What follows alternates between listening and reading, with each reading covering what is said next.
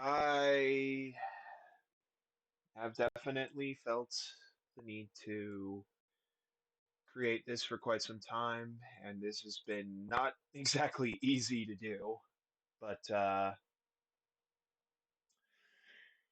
I'm doing it with reason. Hello, YouTube. This is a combination of multiple things. One of the things of which is my Christian testimony. This channel used to house basically just dumb, geeky videos for video games, for shows, for movies, for anime, so on. And I became a born again Christian, and this is something that I honest to God never thought would have happened for me. Mainly because I had grew up with pretty poor excuses for Christians, or at least they weren't the kind of Christians that you would want to have as examples of Christians.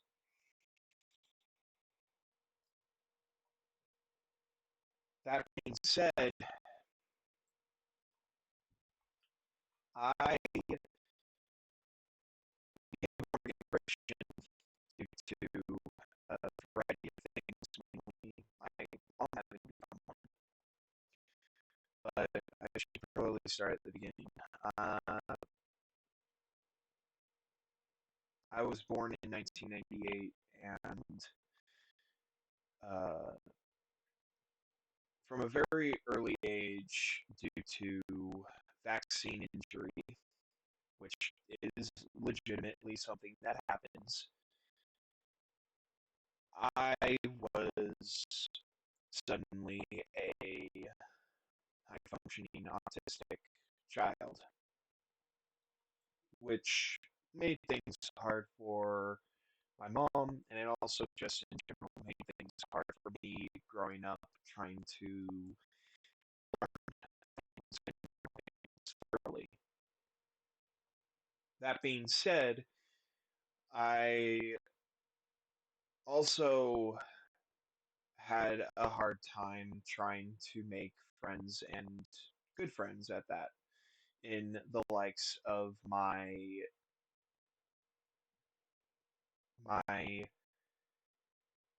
uh, hometown,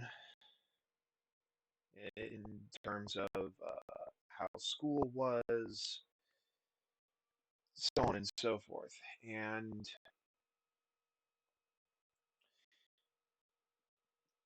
it was with that, as well as specifically how things were with my mom, as she was someone who noticed conspiracies from a very early time in my life, maybe even before that. And because of that, I was definitely clowned very easily. Due to that, I, however, was very open to listening to the things that my mom was pointing out was going on in the world. I, from a very early age, figured out what was going on with how it was seemingly harder for me to learn in school than it was for others. More specifically, I, from a very early age, learned to not trust the government as well. And I still don't, whether it would be with Joe Biden in charge or if it is more about it being with Donald Trump in charge. My point is, from a very early age, I just simply had my uh, reasons for not trusting the world. Uh, at least, definitely not like other people were. And because of that, I, uh, I struggled a lot in school. I didn't make friends very easily. Um, the few friends that I did have was mostly due to family connections. Like my mom, her best friend from kindergarten days, uh, her son, I ended up being friends with from a very early age, but sadly, quite early on, it seemed like he became uh, embarrassed to be friends with me. So, from a very early age, I noticed our friendship starting to not be as strong as it was when I was very young. Then there was also the likes of a work buddy of my dad's who uh, whose son went to the same school as I did. And while our first time meeting on the bus wasn't exactly pleasant, I still ended up growing to have a good friendship with him. But it eventually went to crap, and I'll get to that.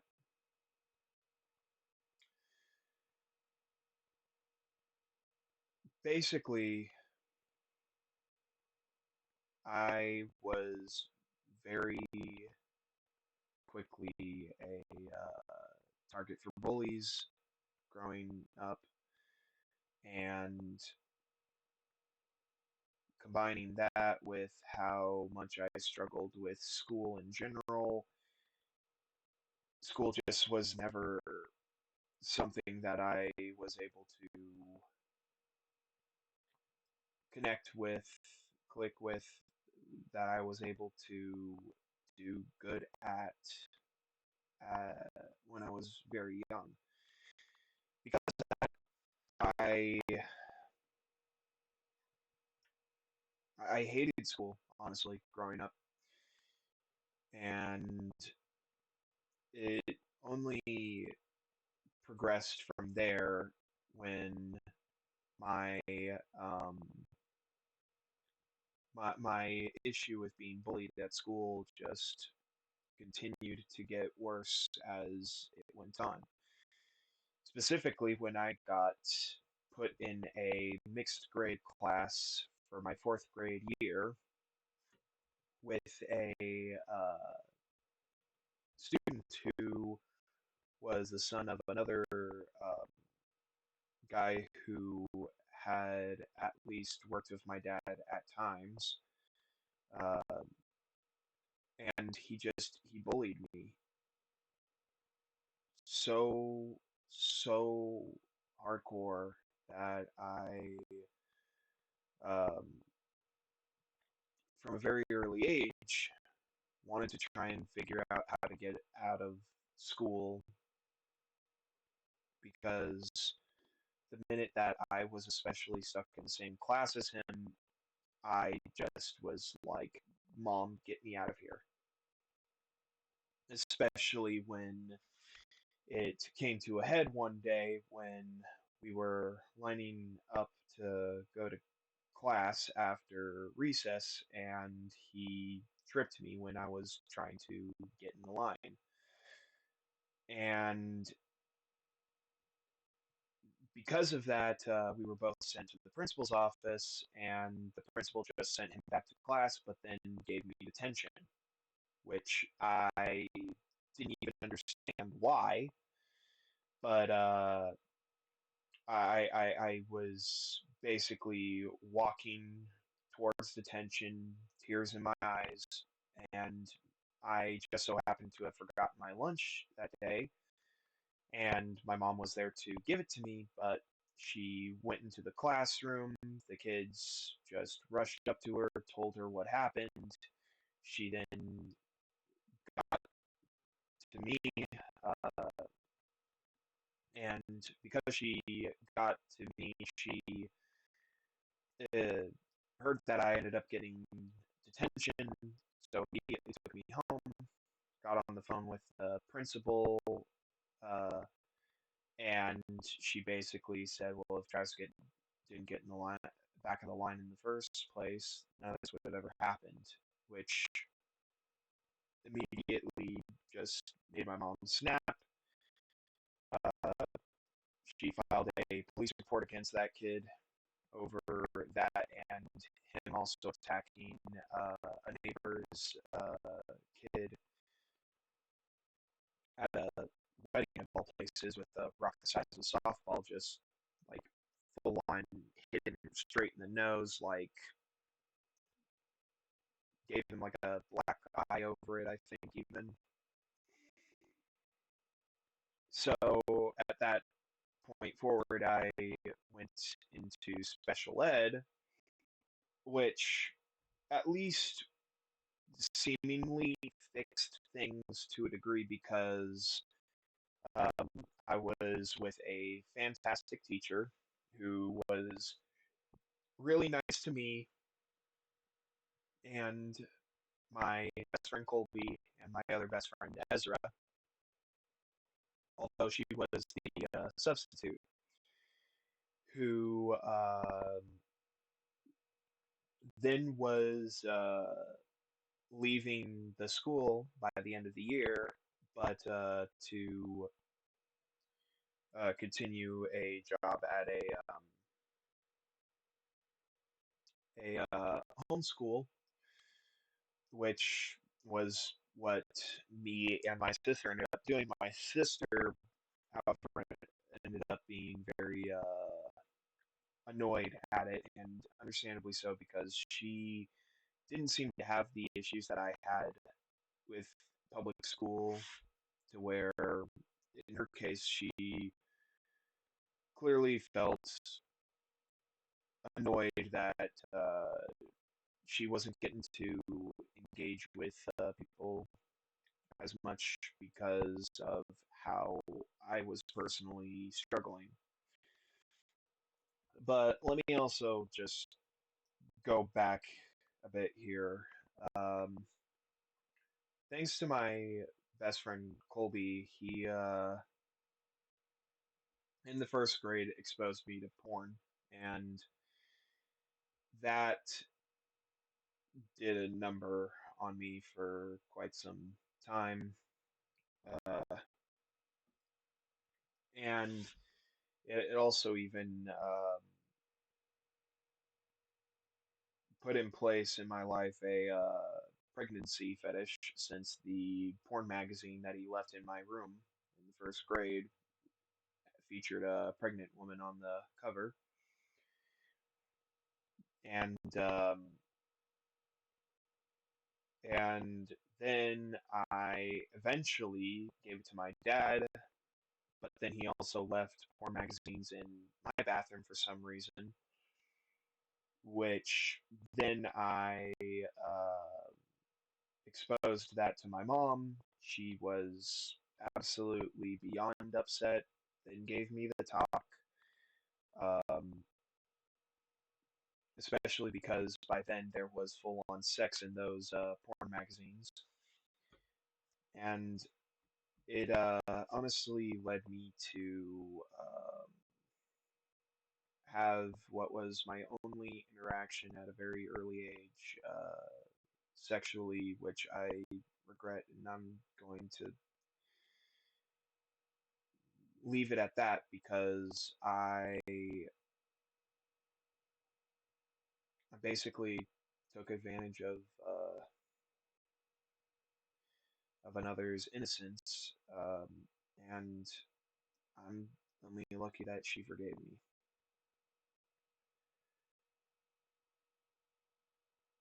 But it continued on from there, and thanks to the kind of friend that I had with Colby Myers, he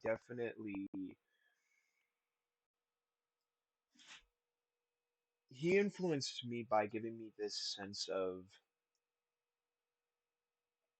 perversion that he already had, which I at the same time was very much annoyed with because he wouldn't stop mentioning stuff like how attractive he found my mom and stuff like that.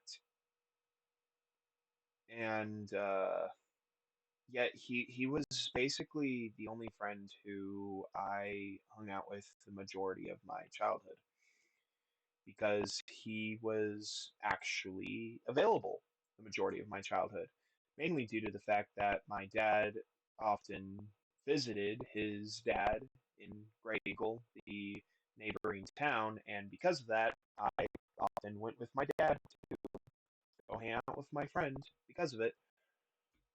However, and I don't say this to be mean, but his house was just absolutely trashed. It was like a full-on hoarder's den, and there was even like animal, like dog and cat pee and crap, and it just and it was never really picked up. It was just it was depressing every time that I went there. But it was just the fact that I felt like, well, hey, he's like my only friend, or one of my only friends, and one of the few friends that I even get to hang out with often at all. So I just embraced it because otherwise I was practically a bully target. And the other friend connections I had thanks to my mom, he just seemed annoyed with me, which only bummed me out because I really wanted to get to spend time with him, yet just every time that I did, he was frustrated with me, annoyed. He acted like I was just a pain in his butt. But with all the conspiracy stuff, it was one of the other things that made it hard for me to feel like I could actually make a connection with much of anyone. Mainly because of the fact that trying to just be honest about the kind of things that I realized was screwed, was not right in the world, trying to be honest about that with anyone never ended well. The closest I have to someone who actually supported talking about these subjects at all was the other son of my mom's childhood friend, and I'm I couldn't be more blessed that I even have him as basically like a brother from another mother kind of deal. And In the case of Colby, however, he just from a very early age was always talking about how crazy he found my mom, which broke my heart, and it also frustrated me because I was like, I because he was kind of like one of the only friends that I had, and I felt like I had often in my life, and not only did he not stop talking about how attractive he found my mom, but he would also not shut up about how crazy he found her too. And trying to explain any of the conspiracies that I realized was going on in the world to him, just it was basically like trying to talk to him while he was going la la la. And and because of that, I instead tried to just cling to the likes of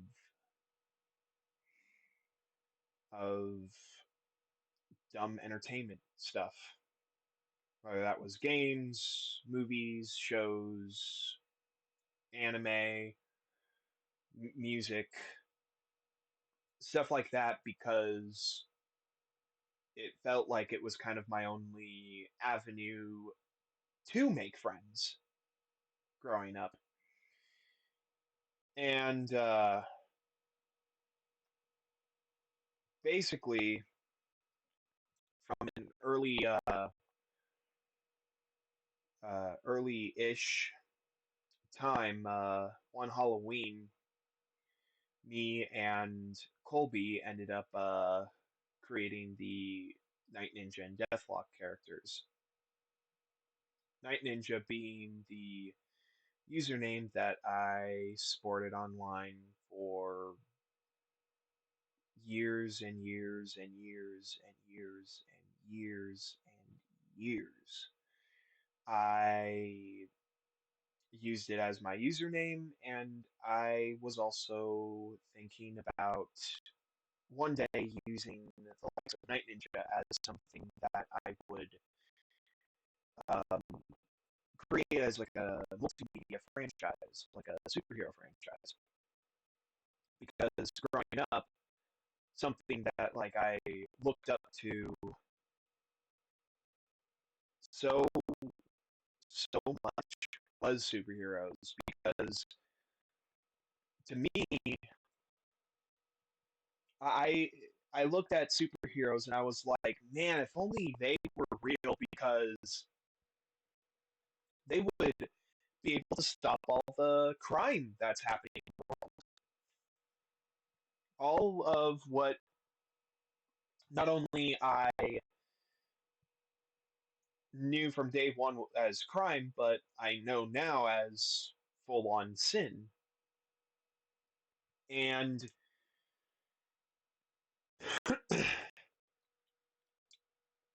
and the likes of that, I just basically, thanks to that, I looked up to Spider-Man, Batman, stuff like that. And I liked the idea of if I could have somehow become a superhero in of myself to help the world. So I created that Night Ninja character one Halloween with Colby, where he was a soldier named Deathlock, and from that Halloween forward, we also like constantly, like every Halloween dressed up as those characters. And by the time that we um, we're just finally also like starting to be looked as too old for Halloween, we just simply dressed up and like played pretend, basically making up a story of the whole Night Ninja thing. and it was a whole thing with a um, villain named Dr. Manhattan, who I recognize now was clearly a character who was possessed, named Dr. Manhattan because he basically had control of the entire Manhattan district of New York. And he came to our town in the story that we played pretend on to take it over, and me and uh, Colby were basically trying to protect our hometown, our friends, our family from this guy. And it just it was something that I played pretend on for such a long time that there were a couple of different interesting details that was involved in the whole thing. One of which was a moment where Colby was kidnapped, and I tried to save him, all to find a robot clone of him that was controlled by Manhattan, and suddenly this whole moment where he creepily was saying, "And now comes the meteor," and this whole thing about how a meteor would crash into me and give me more powers, seemingly. And this was all like story that I made with him before we actually moved out of the area. But it started with us almost moving out of the area because of an issue that happened with the home that I grew up in Portola. It was a house that was sold to us without letting my mom know that there was asbestos ceilings, and because of it, she sued the real estate agent, got the house, and then gutted it and remodeled it, which my dad was frustrated about. And if I'm being honest, the one thing that was one of the hardest things about growing up was how much I looked at my mom and my dad, and I saw them always fighting so so hardcore it's not even funny. And it broke my heart because I saw in media like how seemingly all these other families were perfectly fine. Moms and dads got along, they loved each other, they showed affection to one another. But with my parents, it seemed like they just couldn't stand one another. And I was just like, why is this the issue with my family? And my dad was clearly frustrated that my mom went out of her way to remodel the house to where we moved into a trailer for some time while that remodeling happened. And while that happened, while the remodeling was going down and everything, um, things continued to just seemingly degrade between my mom and my dad, where he didn't seem to help much with the house and was instead playing games in the this trailer that was parked in the backyard while the house was getting remodeled. And eventually, um, during like I want to say my eighth or maybe seventh grade year, I was suddenly dealing with this weird thing that happened where my my home was being foreclosed on fraudulently by a bank that had no right to the house in the first place, and my mom tried to by herself fight the fraudulent foreclosure, getting all the um, what's the word I'm looking for? The proof that it was fraud, but it didn't seem to matter to where basically she just she lost the house, and during this time uh, we ended up moving to Gray Eagle, the neighboring town where Colby lived, and um, my uh, and we were all still living under the same roof for some time there, it seemed. But while we were all living under the same roof, uh, things started getting worse at the same time. For some time there, my dad actually ended up moving out to live with my uncle Travis Milligan, who I was named after. He's actually the drummer of the punk rock band Watch It Burn.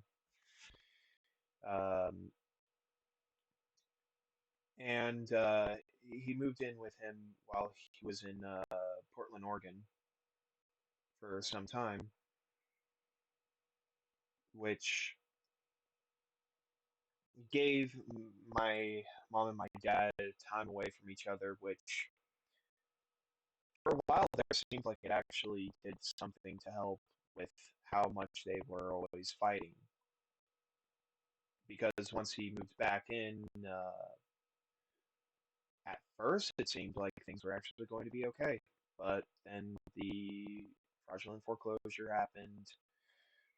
We moved into a house we were renting in Gray Eagle, and um,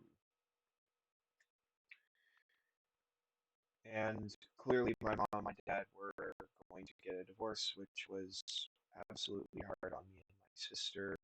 And during that time,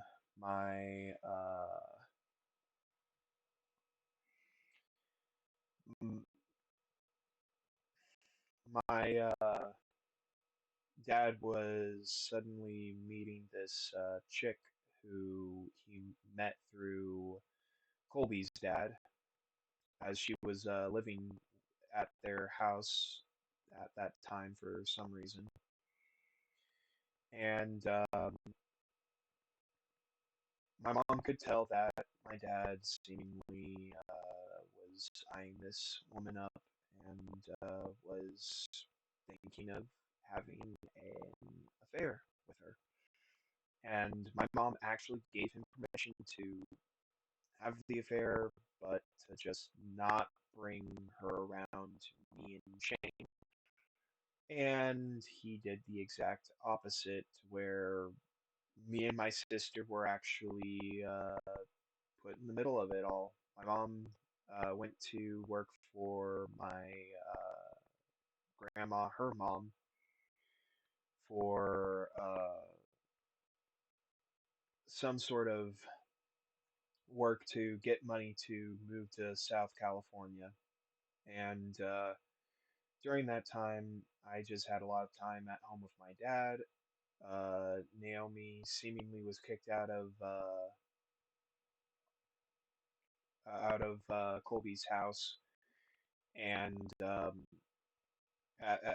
at first it just was seemingly being played up like she just needs a place to go for now. So um, me and my sister thought nothing of it when she moved in with us for a bit, and and Colby wouldn't shut up about how attractive he found her. And then what really, really made things hard was out of nowhere, my dad eventually admitted directly to me and my sister, I like Naomi, and don't you dare tell your mom.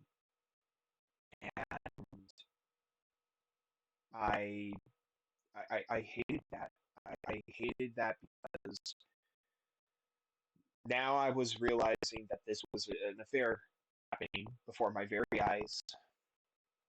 And on one hand, it seemed like Naomi was kind of like a friend for Shane, but it was so weird and creepy because my sister, while she was hanging out with her as a friend, my dad obviously liked her, and he even told us directly that he liked her, which just was super awkward, super weird, combined with also Colby liking her. I didn't know what to do. And I was put in the middle of it. And eventually, my mom came home from working for my grandma, and um, she flat out asked me directly if uh, if there was a woman there while she was gone, and I couldn't even freaking lie for even a split second about it, and I just broke down crying and told my mom about Naomi, and that was how I moved away from my hometown area. I was absolutely heartbroken. I was not only heartbroken, but I felt also betrayed by my dad, honestly, because because my dad definitely shared with me and my sister how his own childhood wasn't exactly rad either, and how he had really bad step parents, and and just in general, how he hated his stepmom greatly, and hearing about my dad's stepmom made me absolutely terrified.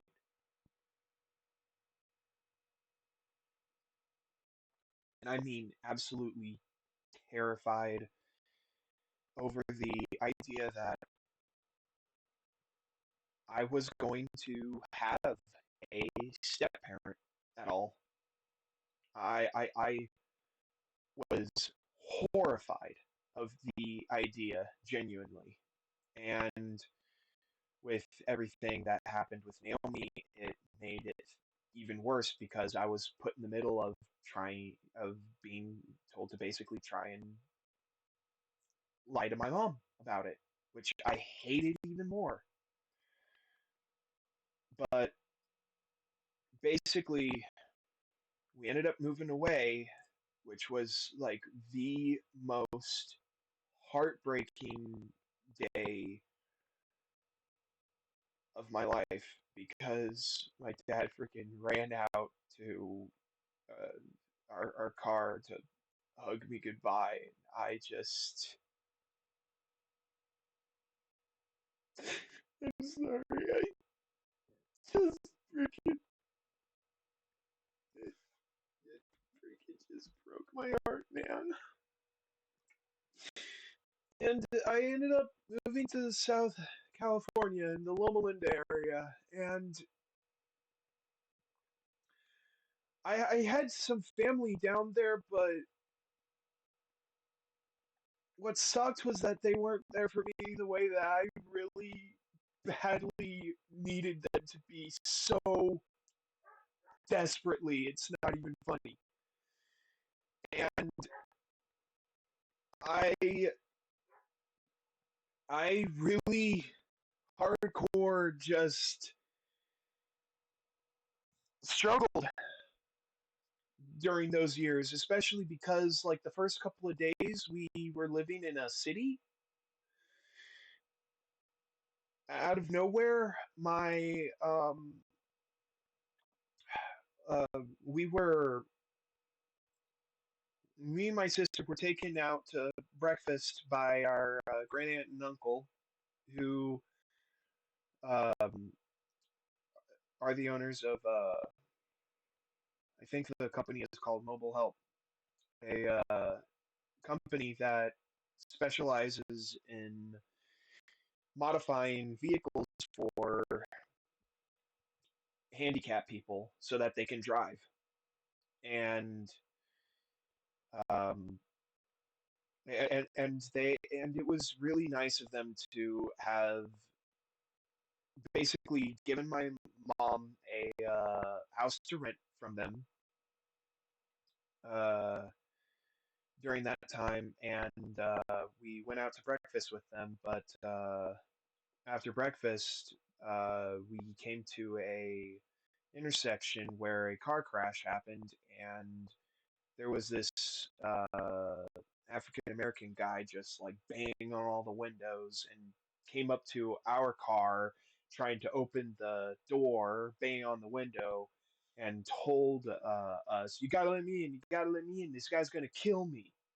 With this other crazy looking African American with an aluminum baseball bat marching towards the guy, looking like he's about to cave his skull in, and that was literally the the the first day of living in a city, and I was terrified. I was terrified already because I was without my dad, and and that happened. So that was awful, and it only got worse for me because I eventually got to a homeschool in the area that was a what was a homeschool that I at first thought was going to work fine enough.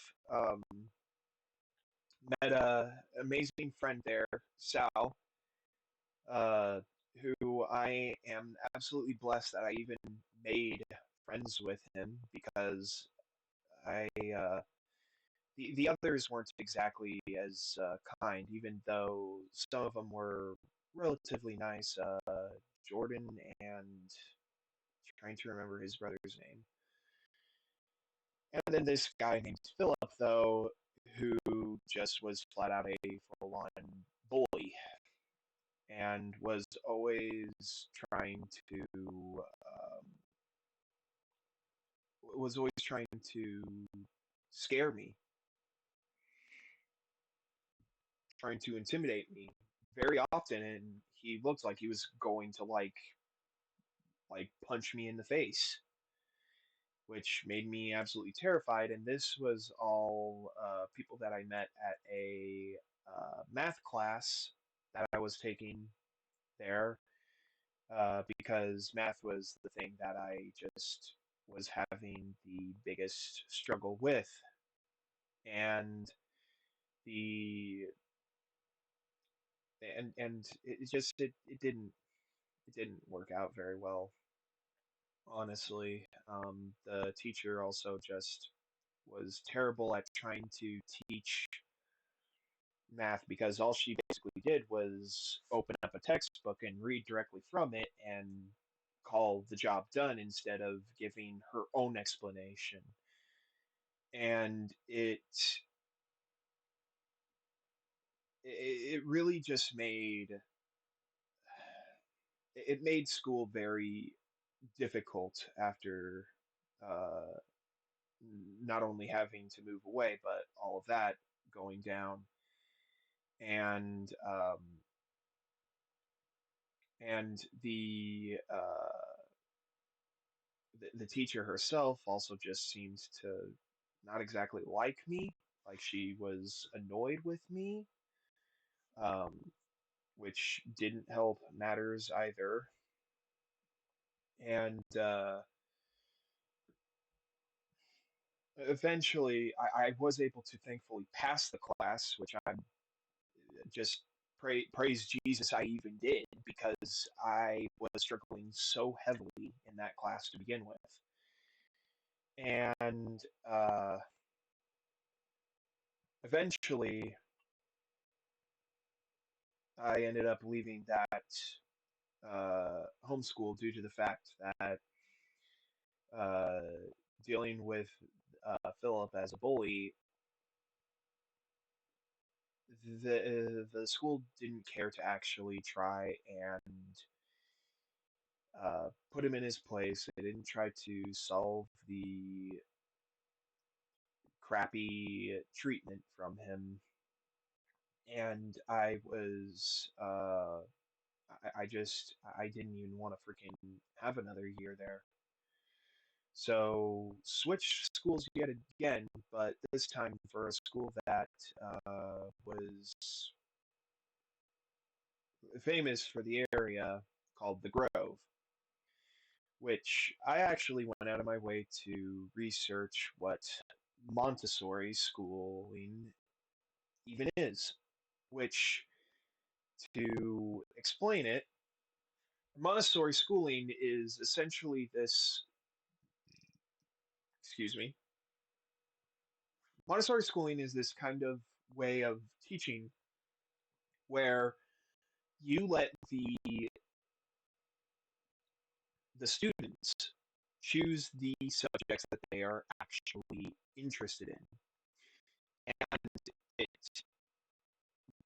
fuels them with an actual drive to learn it and learn it thoroughly because, they're not being forced to engage in schooling just because it's required. And that's just the gist of it. So I, uh, I thought that this was going to be great because I ended up only getting access to this school because of a raffle drawing, where they only like let two kids in each grade with the raffle drawing, and because of that, I was like mind blown that I actually got in and was excited all to go there and for it to feel like it was some sort of creepy brainwashing kind of program. And this this happened. This really became noticeable after uh, the start of the school year was a camping trip, which at first I thought was like, oh, that's cool. Like the camping trip, that's sweet. I'll get to meet some of the students and possibly maybe even make a couple of friends before the school year starts. Yet we were like in these really gross cabins, and not only that, but uh, the staff didn't exactly seem very friendly. But I did at least make a friend. So after the camping trip, when the school year finally started, that friend apparently ended up leaving the school. And I was completely shocked at that. And I was literally texting him like, "Hey, why weren't you at school today?" And he's like, "Oh, I ended up leaving." And I was like, "What?" So the only friend I made ended up leaving, and the new friend I made had such a twisted sense of humor that during the time that I was, still thinking about the whole Night Ninja franchise idea that I had, I was thinking, man, this guy has such a twisted sense of humor that he's the perfect guy to play the villain in the storyline. So Henry Sigmund, I just envisioned as the villain. Um, and he was nice to me and everything, but then though I very quickly noticed that the school was full, and I mean full of teachers who just weren't teaching me in a way that I really that I needed. And not only that, but one of the classes that year was government, and the teacher introduced us to the class by saying this opening line: "You have to give up your liberty to get liberty." Now, it don't take a rocket scientist to realize that that doesn't make sense, because, well, if you gave it up, then how do you have it in the first place? It's it's literal, just garbage. And he clearly was going to try and teach us all to basically just blindly serve the government kind of thing, which I didn't like that. And one of the things that I at first thought was actually kind of cool about the school was that it was on an orange grove property with a farm. And I thought, oh, well, that's cool. So we're gonna learn to do some important work that involves taking care of animals and crops, stuff like that. But the more that I was being honest about my beliefs, the things that I knew, such as GMOs, even before I was a Christian, the whole GMO immediately was very much immediately sticking out like a sore thumb, and I was like, yeah, this isn't good, because why would you go out of your way to genetically modify crops, what you eat as food? Because if anything, that's like the worst idea ever. And I wasn't even a Christian yet, and I could tell um, that that that that was an absolutely awful idea. But this same teacher was hearing me talk about like GMOs and how no bueno they are, and he's just oh well, GMOs aren't only safe, but they're even better for you. And and he admits that they were saying that because the corporation Monsanto that makes genetically modified food, crops in general, they donated all of the orange trees that the grove itself, that its property was made up of. And the more that it just was going on, the more that I just was realizing something's not right about this place. this place is creepy. I don't want to even go here anymore. And I can't recall if it was before I actually started going to the Grove at all, or during the time that I was going to the Grove at all. But um, another really awful experience that happened was randomly a home invasion that happened. There was this morning where I was sleeping in, and so was my sister. Maybe my sister was. I don't know. But my mom was up, and out of nowhere there was like a pair of African Americans who were knocking on the door, even pounding on it. Uh, and my mom was like, "What's going on? Is like the neighbor's house on fire or something?" And they like silently nodded to each other, and the tall guy walked over to his car looking like he was going to grab something, while the other guy walked around the yard to the backyard. And my mom realized, oh my god, my bedroom window's open. So she goes straight to her bedroom door, opens it, and the guy is already in the house.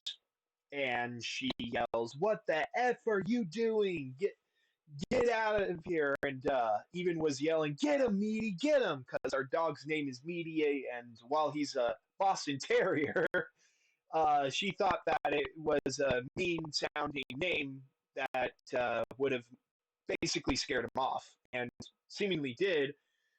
And that morning, we were in the back of a police car as the same guys ended up getting arrested a couple blocks down for trying to break into yet another house.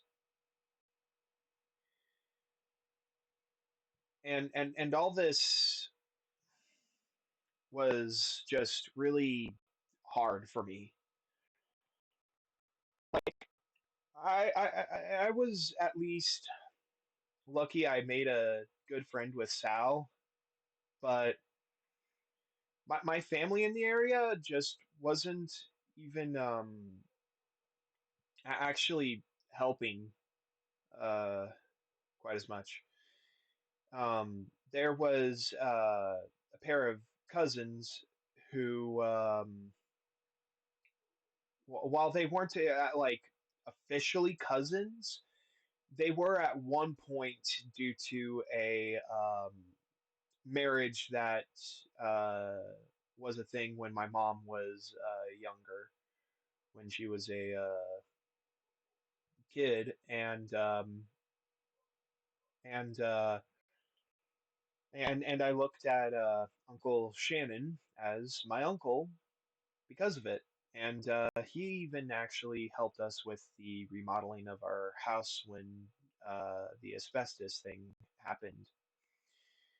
But his son and daughter seemingly was annoyed with me, um, to where they basically just like was acting annoyed with me showing up, uh, trying to hang out, trying to treat them like family, and even resulted in one day with some of my cousin Aaron's friends. Um, I was introducing myself as his cousin, and he's just all, oh, he's not really my cousin. Like he was absolutely embarrassed that I was family at all. And this combined with another part that was pretty hard was a night when me and my sister was like staying with my grandpa, my mom's dad, in a hotel, and I honestly just was missing my dad hardcore. At that point in time, I was crying over it, and I guess due to um, his own trauma from how he grew up with the kind of dad situation he had, he told me that it's not okay to cry over my dad, and my mom ended up having to basically talk to him about that. And he actually did apologize over it, and I forgive him because I know my grandpa loves me, and he just obviously didn't know how to deal with what I was going through. But then one other moment that happened while I was living down south, which was one of the most heartbreaking moments in my life, was I had a falling out with Colby. I growing up, I've already mentioned he was very much sharing what a pervert he was, and because of that, he uh, from a very early age started clearly lying about having sex. And I don't say that to be rude, but excuse me.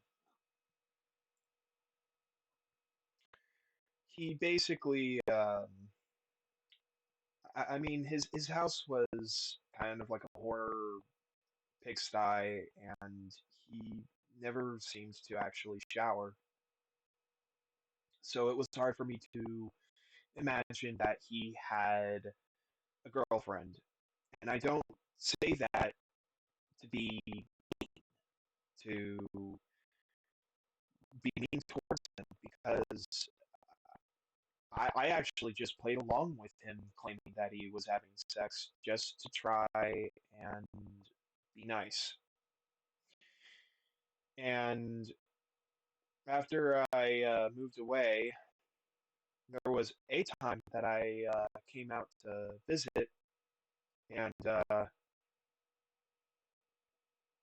and it was like the last time that I was hanging out with him. But then when I got back home, he started claiming that he was um, uh, when he was going to school that year that he met a woman who I had a very innocent crush on since I was very young, Tyrion Shirley. And I and he basically was saying, "Hey, I met Tyrion Shirley," and I I knew that he was already very much planning on potentially lying about hooking up with her because he not only lied about having a girlfriend that he had sex with, but he also lied about having sex with another girl. So I was kind of like one. I was I was expecting that he was basically going to try and lie about having hooked up with Tyrion to basically try and put himself on a pedestal with me. And I was worried about that because also like he was the first person that I trusted in sharing having any sort of like innocent crush kind of feelings for anyone. He was the first one I shared such feelings with, and um, I basically said, just don't go thinking that you're gonna like have sex with her or whatever. And he just basically said, no promises. And then the like the day after that,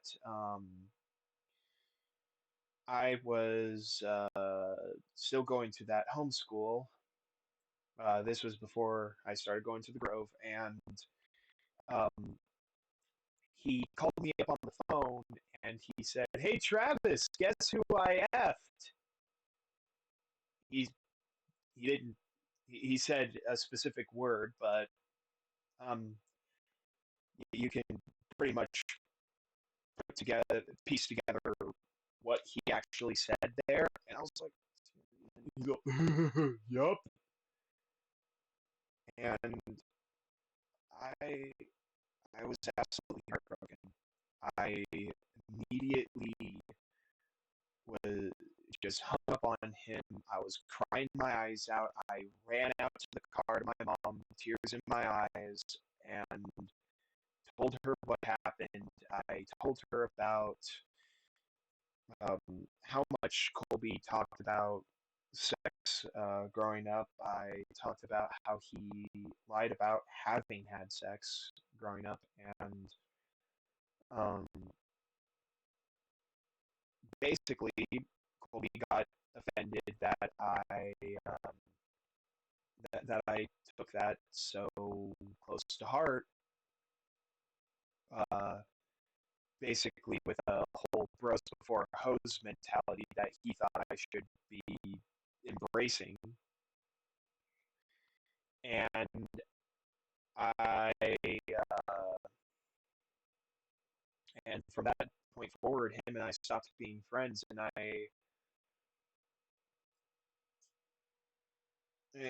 I was just like, dude, I know that you aren't actually having sex with anyone, dude. Like, and you're thinking that it's important to lie about having sex, and especially with a girl that you knew I had feelings for, because I trusted you before anyone else to tell you that I even had feelings for this girl. And and instead he just freaking like started calling my mom crazy to my face over the phone, and uh like just basically stopped being friends. Just all have fun with your crazy ass mom then. And I finally was honest with him, saying, well, all right, then have fun with your pill popping, mom, and you might want to catch a shower while you're at it. And I was only bummed because he wasn't like the greatest friend ever kind of thing, but like he was who I had as a friend in the first place at all. And he also like was giving me crap for Kingdom Hearts, which was a thing that I actually dealt with quite heavily growing up. It was my favorite game series, and I enjoyed it so heavily, but everyone that I ever like shared it with, they basically just gave me crap, or basically like treated me like I was lame for liking it. And he also, like, by the time we stopped being friends, he also was giving me crap for liking Kingdom Hearts, even though he also played it.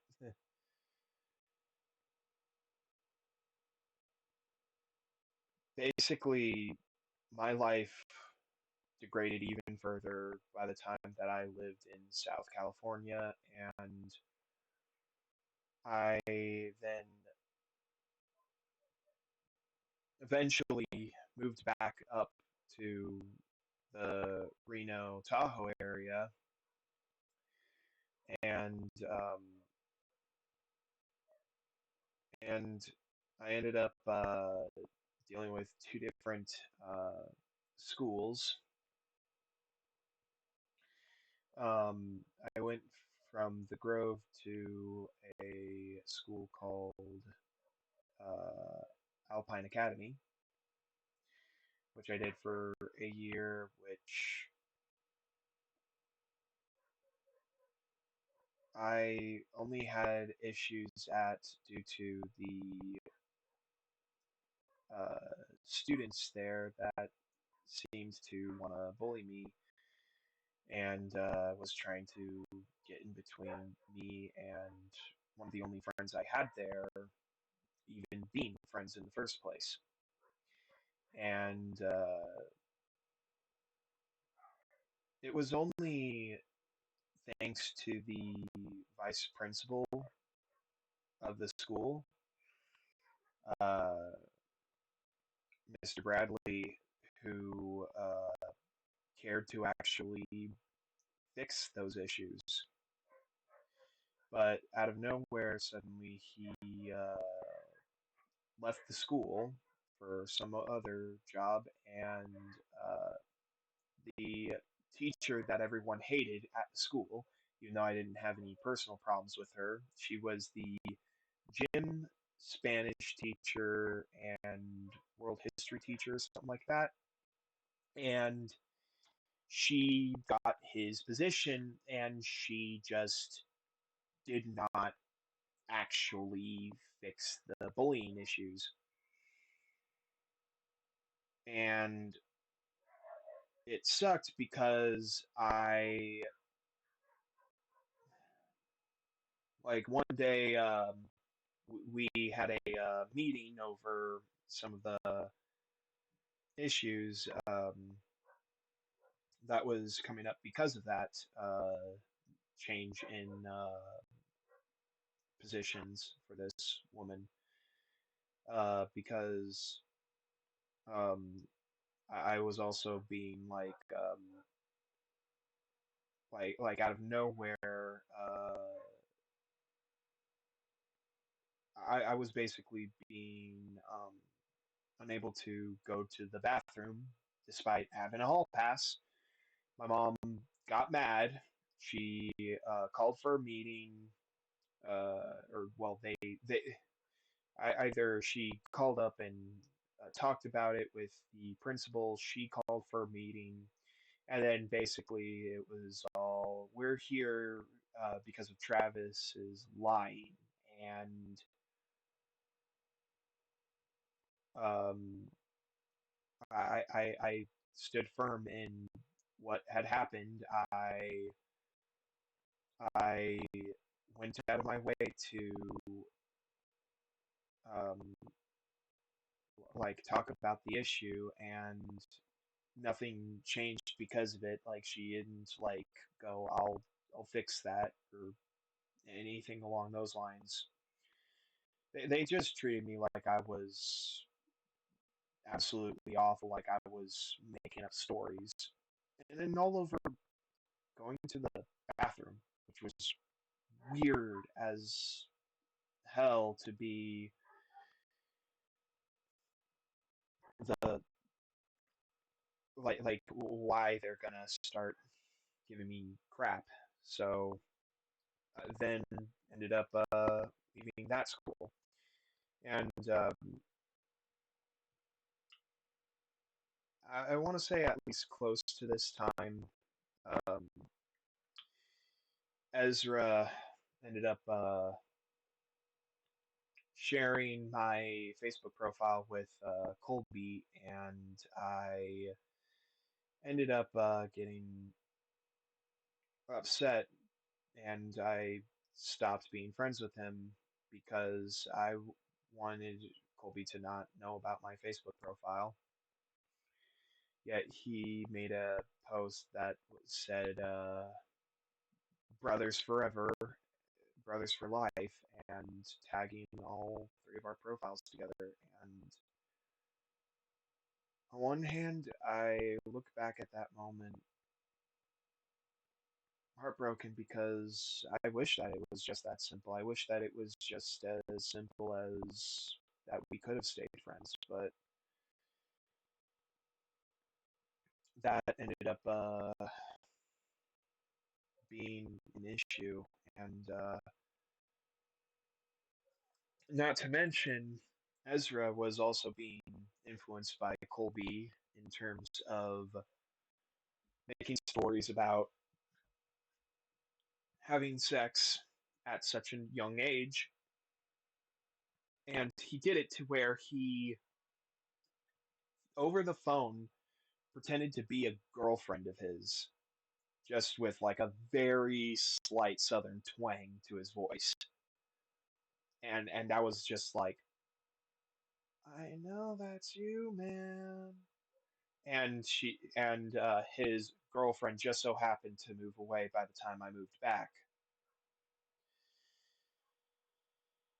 And and there was also just like the heartbreak of how it seemed like Colby was also influencing him by having him smoke marijuana at such a young age. And I just I eventually stopped trying to be friends with both of them specifically. And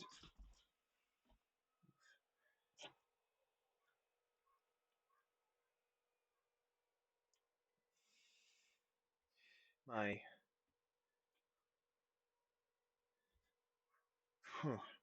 okay, my PC's battery started dealing with issues, so I had to fix that real quick. So after that happened, after also everything at Alpine, I ended up trying to go to yet another different school, which was the last time I ended up switching schools, and it was a school called Academy for Career Education in Reno. And at first, one of the only friends that I had made at Alpine was going to come with me, but then also drama started popping up between us due to specifically this girl online that he liked who um, he was interacting with, and I basically tried to just be friends with her, and yet she also at the time seemed very annoyed with me to where I eventually tried to just peacefully stop being friends with this woman, and she ended up lying to him, saying that I cussed her out and everything, to where she basically destroyed our friendship in one fell swoop, which really bummed me out. And basically, while her and I eventually did actually fix the issue that we had there, um, I honestly still haven't even talked to Jake, that friend of mine who ended up uh, mad at me because of that lie that she said.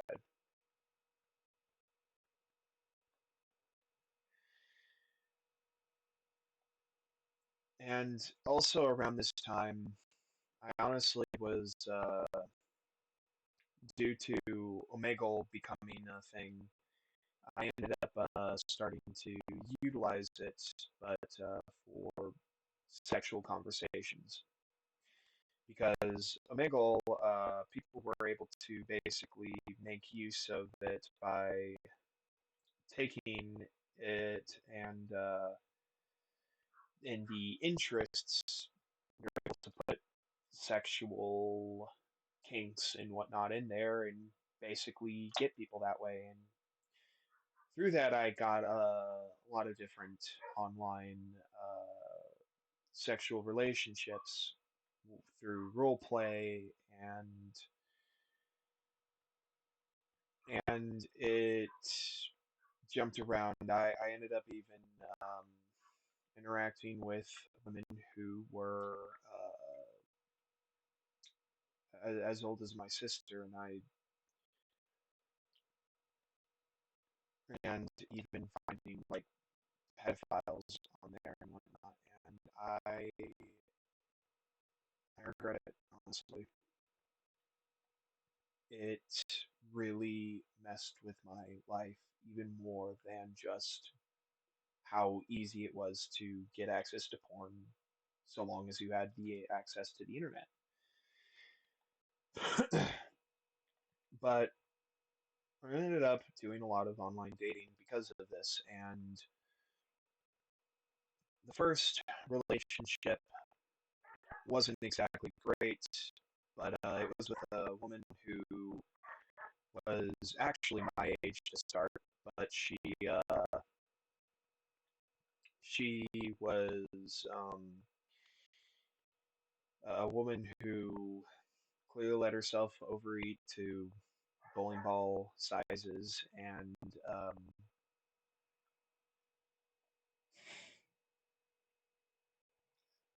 she was so connected or so clingy that she very often wouldn't just leave me be, and I eventually just had to dump her because she just was so clingy. And I feel bad, and I actually pray for that woman because she clearly had issues that needs to be dealt with, and after and I tried to just simply be friends after that went down, but with all the different types of relationships she went into, she like got in relationships, broke up, and got into like homosexual relationships and whatnot. And whenever she was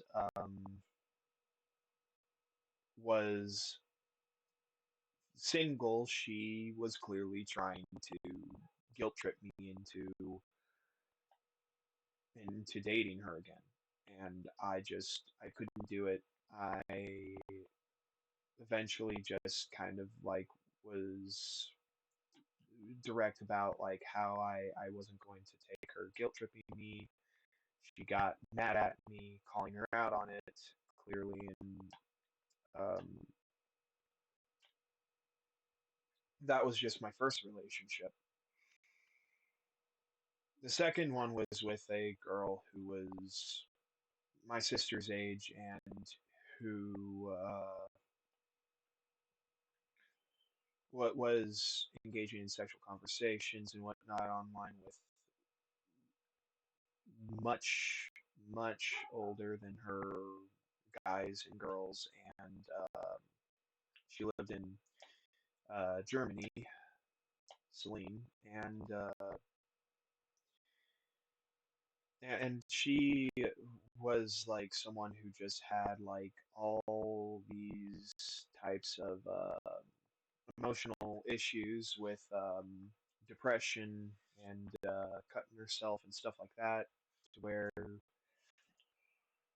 Um, it was like hard trying to stay friends with her, but the thing that I also noticed that happened very fast for me when I was dating like this was because I was able to so easily find conversations with women like this and engage with them like this and all that stuff. I Even though I ended up getting like relationships, it was very hard for me to stop also just continuing to have conversations with other people like this. And it became just such an addiction for me to where I used the bathroom, claiming that I was just, having diarrhea to masturbate. And and I basically had multiple public girlfriends over time, but if I am to actually like be honest, I probably had so many different sexual conversations and relationships that it's probably countless how many people I engaged with. And after things went down with Celine, because she was also like happily cheating too, which I didn't like, but I also admit that I was basically cheating too. Um, I ended up stopping that uh, relationship, and eventually I ended up getting a girlfriend who was around my age again, but it was over just simply having sexual conversations, and I was starting to use the whole Night Ninja thing as a sexual role play with all these pieces of fiction that I idolized and I liked so much that I was like imagining a crossover with Night Ninja and Sword Art Online, for example. Mainly because I had a crush on the character of Xenon. And basically, I was finding people online to uh, play like these fictional crushes that I had, and to have a one part sexual role play, one part not sexual role play about Night Ninja with all of this stuff just basically crossing over with each other. And um, I ended up getting like a bunch of different women. Um, and to start, it was four different women who played four different crushes I had from the likes of anime. One was a girl playing Sinon from Sword Art Online. One was a girl playing Ryuko Matoi from Kill la Kill. One was playing a uh, the likes of Mizure Shirayuki from Rosario Vampire, and one was playing Icarus from Heaven's Lost Property. And I and the chick who was playing um who was playing the likes of Ryuko for me, uh she randomly had like this really weird online interaction with this guy who was talking like a creep, not so much like a sexual creep, but a creep in terms of like talking about in graphic detail how he's going to like murder her and whatnot. And uh, because of this, he ended up actually somehow getting involved in the role play with us, and uh, and eventually the girl who was playing Ryuko, who told me her name was Jess, she ended up also like uh, she actually met this guy through Steam playing games. And then she also was getting a job in person, and or no, she was going to school in her area, and she ended up eventually noticing this guy at her school that she was attracted to, and I was actually starting to have feelings for this girl, and because of that, I actually started to feel like a bit jealous because she was openly talking about having feelings for this guy in person while she was also introducing me to this guy that she met through Steam. And out of nowhere, it turned out that this guy from school that she finds attractive, as well as the guy on Steam, was one and the same. And uh, and this just like was something that she discovered by pure chance when she seemingly started uh, finding out that that it's the same guy by mentioning something that they both um, had as a memory of interacting with each other online. And then she was like, "Well, actually, he's kind of cute. I kind of like him." And I then and there expressed finding, having had feelings for her, and how it kind of bums me out that she suddenly has feelings for this guy. He asked me out suddenly because of it, and I accepted. And um,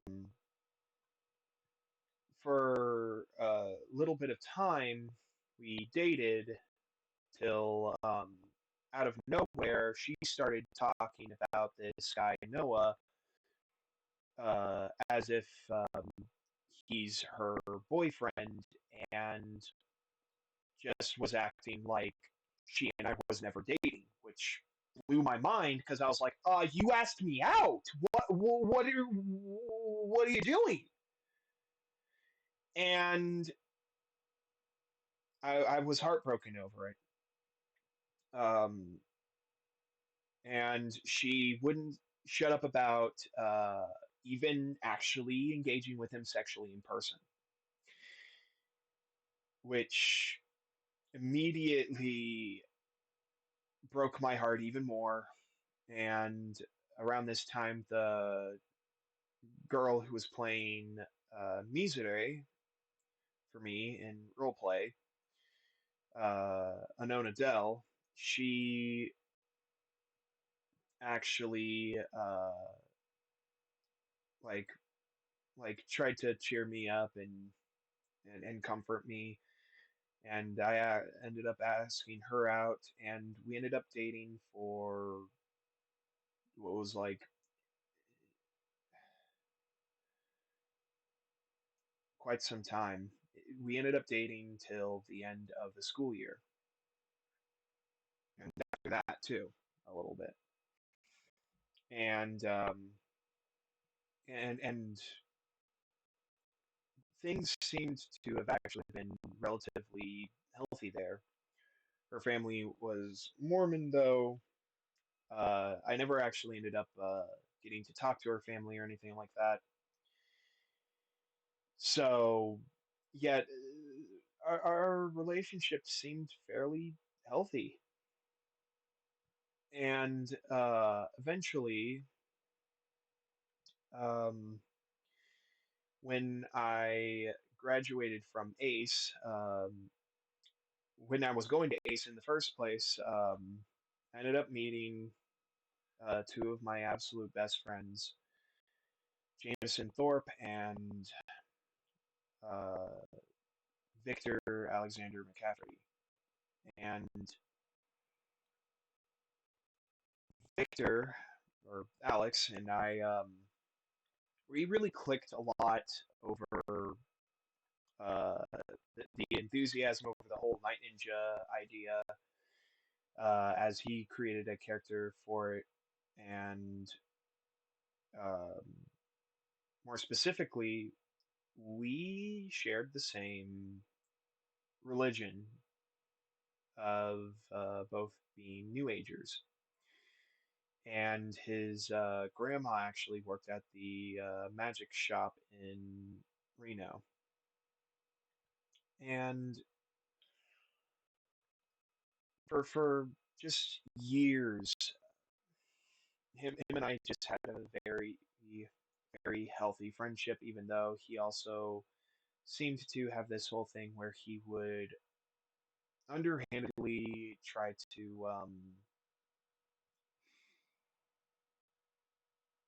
not actually engage publicly as much. Uh, that's called being an introvert, I believe, or an extrovert.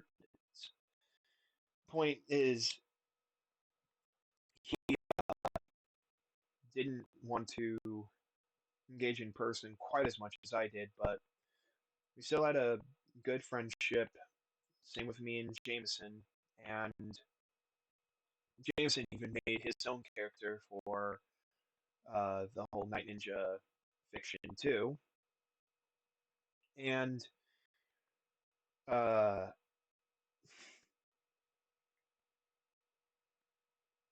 and eventually, we all graduated from Ace High School together, which was a great experience, if only due to the fact that I got to engage with special trade classes. The first year that I was there, I did the trade class with uh,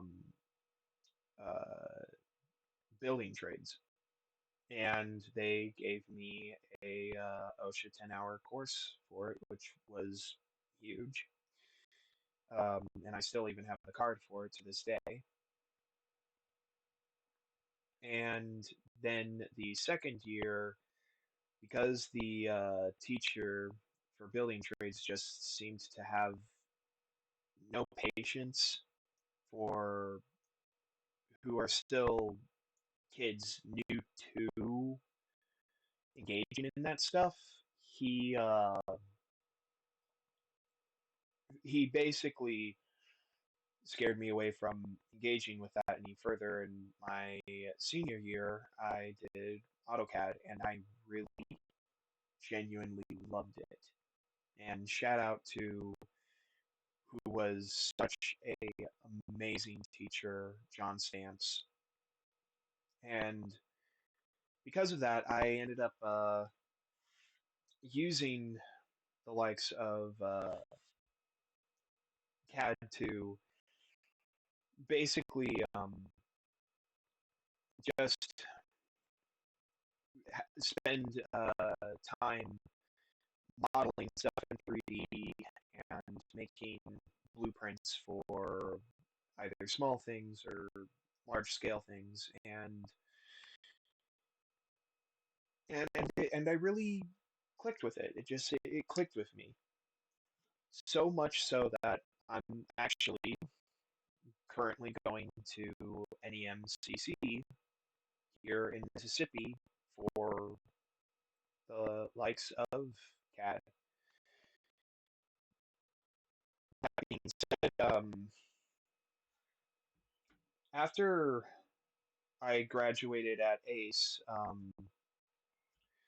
I ended up moving in with my dad, which I at first thought was actually going to be a good way for me to transition into my adult years because I was going to end up learning from my dad, going to work with him, maybe even a bit. But he didn't have like the patience to help me in learning how to like fill out a application, for example, and uh, and he actually just was kind of like leaving me home alone while turns out he was actually hooking up sexually with some woman that I never even met in the first place. Uh, Yet for some reason was lying about like going to work or something like that. Um, and with how much he just didn't seem to actually have the patience that he needed to have with me, I eventually one day called my mom up crying because I was just being left at home alone. I felt like I was going crazy because I was home by myself. And and I moved back in with her after that point. And around that time, I ended up eventually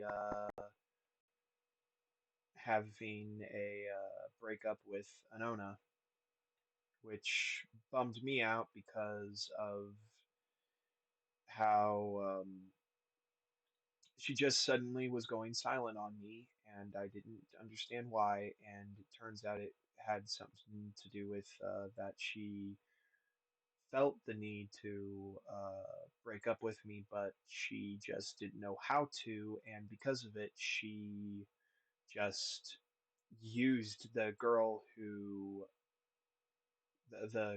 Jess to break up with me indirectly, which broke my heart, and and and and and it hurt because I didn't even feel like there was anything wrong between us in our relationship. I mean, it was still unhealthy in how we were sexually interacting while we were in high school of all times, online, but like we seem to have gotten along more than fine. She was always very nice to me, and so on and so forth. And yet, I just out of nowhere one day was just dumped by her, and then Jess also started talking like she has multiple personalities, uh, suddenly claiming to have a completely different name, and then also saying, um, like she actually started coming onto me, started hitting on me, and even sent me naked pictures, and then out of nowhere, the Noah guy ended up telling me, actually, I knew Jess before we met on Steam, and that was because she actually goes by this name, and she um, is dealing with multiple personality disorder, and because of that, uh, I basically reinserted myself into her life in order to kind of still be friends with her somehow. And yet eventually the supposed original personality came back, and she still was actually like sexually role playing me, which was strange. But uh, then out of nowhere, the Jess personality came back and started giving me crap for how much I was finally just being honest, like about the emotional, just manipulation I felt like I was going through with her, because she was through all these different personalities, like claiming she liked me, then she didn't, and then also talking about liking Noah and how she's interacting with him sexually in person, even, and felt like I was just being emotionally messed with greatly. And because of this, I just eventually walked away. At one point, I honestly, because of the nudes that she sent me, I started to use them as a way of trying to basically um, strong arm her into treating me better, and at the same time also kind of like a sex slave. And I regret that, even though I just wanted her to have treated me nicer. And eventually she ended up taking a stand against me over it, saying that she was going to actually like report me to the police over it. And I freaked out, deleted the picture, all of that. Um, and to this day, I even regret that. Um, and after that point, I had like two different girlfriends. Um, One was some African American chick who I can't even remember the name of, and she was my sister's age again.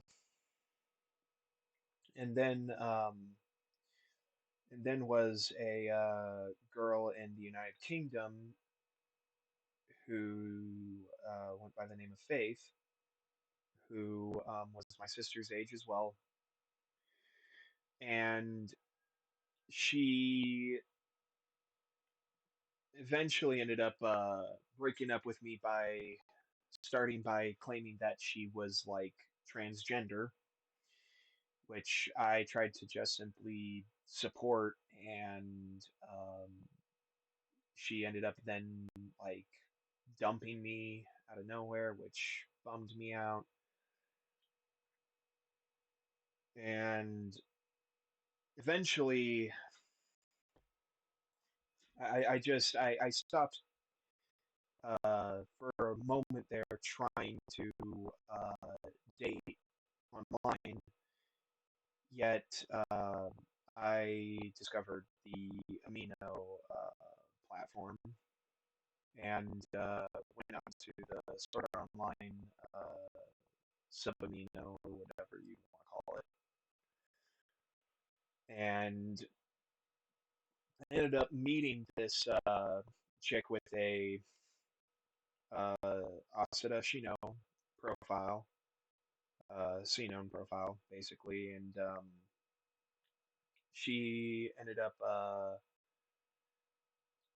like, it was the first time that I had a very innocent, in comparison to all the other times I was dating before, kind of experience, because we didn't actually like sexually interact except for one time actually. But I'm getting a little ahead of myself. Basically,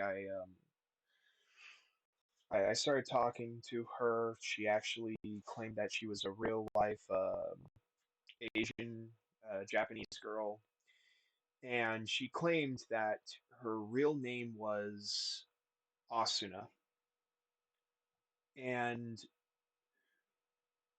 it was a huge coincidence due to the fact that those who are familiar with the Sword Art Online franchise knows that there is a character named Asuna who is the girlfriend to the main character of Kirito. And um, she, from the get go, clearly was hiding something because of not only the obviously way too coincidental of a name, but she sent clearly fake pictures of herself um, that uh, she sent um, claiming that she wasn't going to like take like an actual like like a selfie like any normal person would.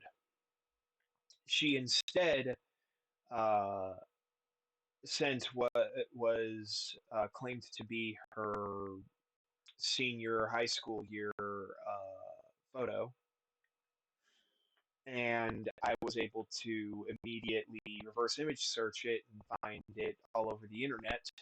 And then she, from that point forward, sent me pictures that I couldn't reverse image search, but um, they were clearly all just studio taken pictures, like the kind of pictures that you could see as dime a dozen. Because you look at these pictures and you're just like, there's no way that this person is actually taking these pictures like a normal selfie with a picture camera, like just. But I um I basically tried to just simply deal with it a bit, and I still kind of tried to trust her,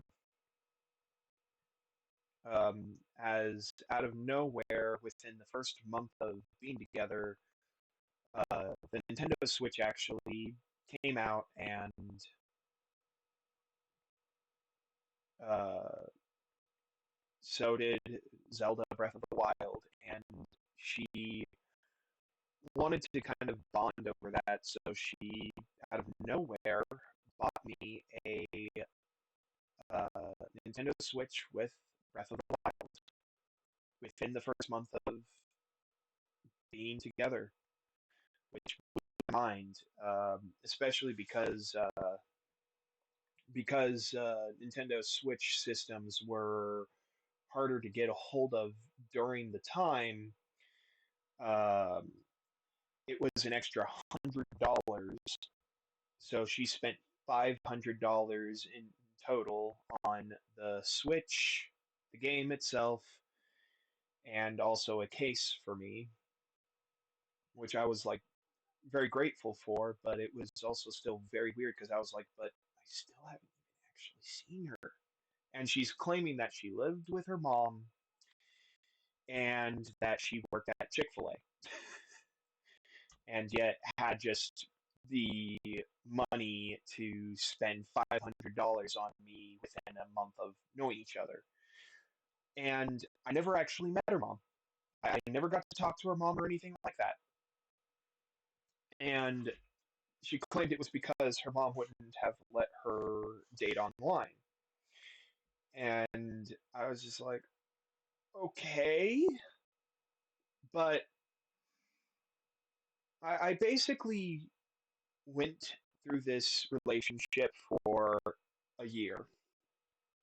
A year I just dealt with it. And in part because she just was giving me so many gifts that I felt guilt tripped into basically staying with her because I was suddenly like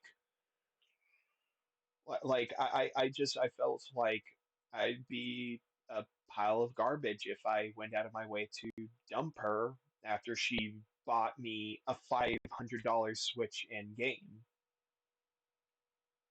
within a month of knowing each other, and then many other gifts as it went on. But she was very narcissistic. She just like had these weird fights out of nowhere over and over and over and over and over again over the silliest of things. We role played, but we weren't sexually role playing. It was instead like she took an interest in the whole Night Ninja fiction that I had an interest in. And because of that, she was like playing all these different types of characters over time. And even my friend Alex was getting involved because, of him having a character in the whole Night Ninja thing. And and yet just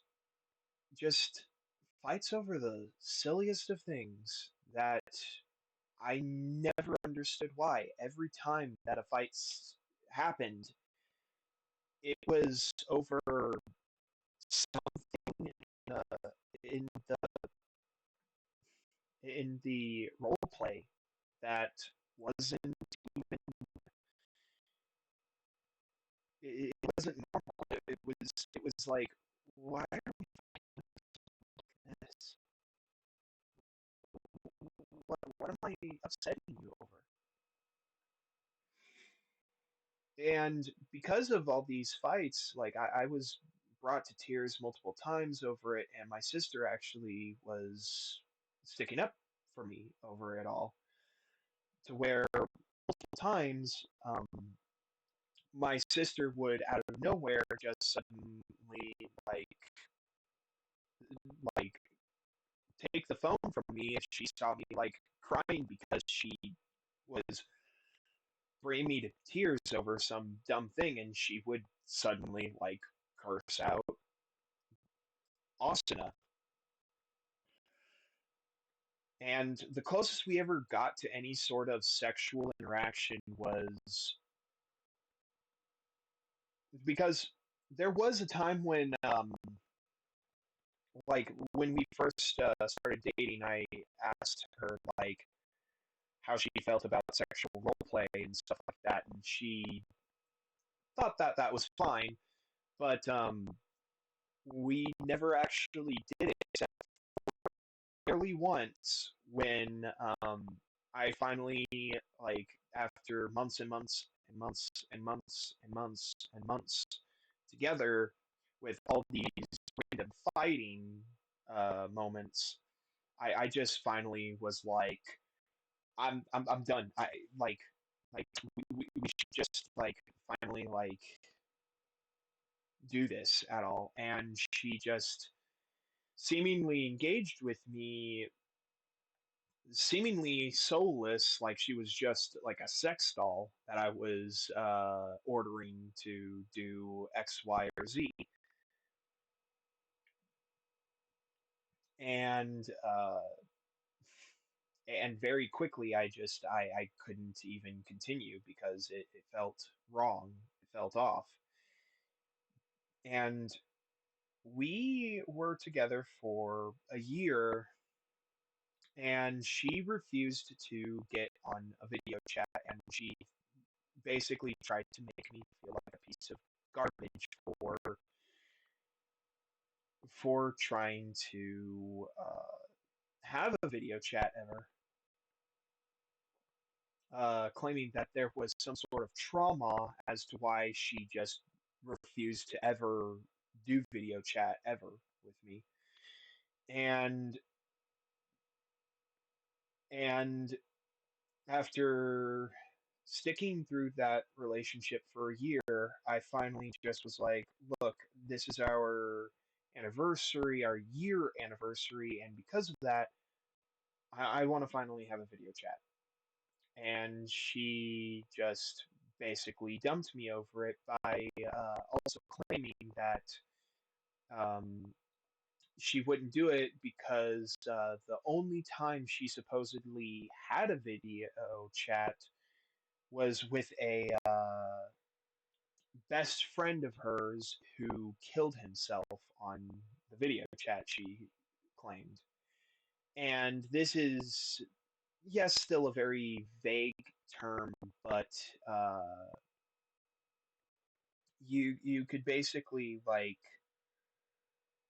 use the term to mean a, what's the word I'm looking for here? Well, she basically used this term to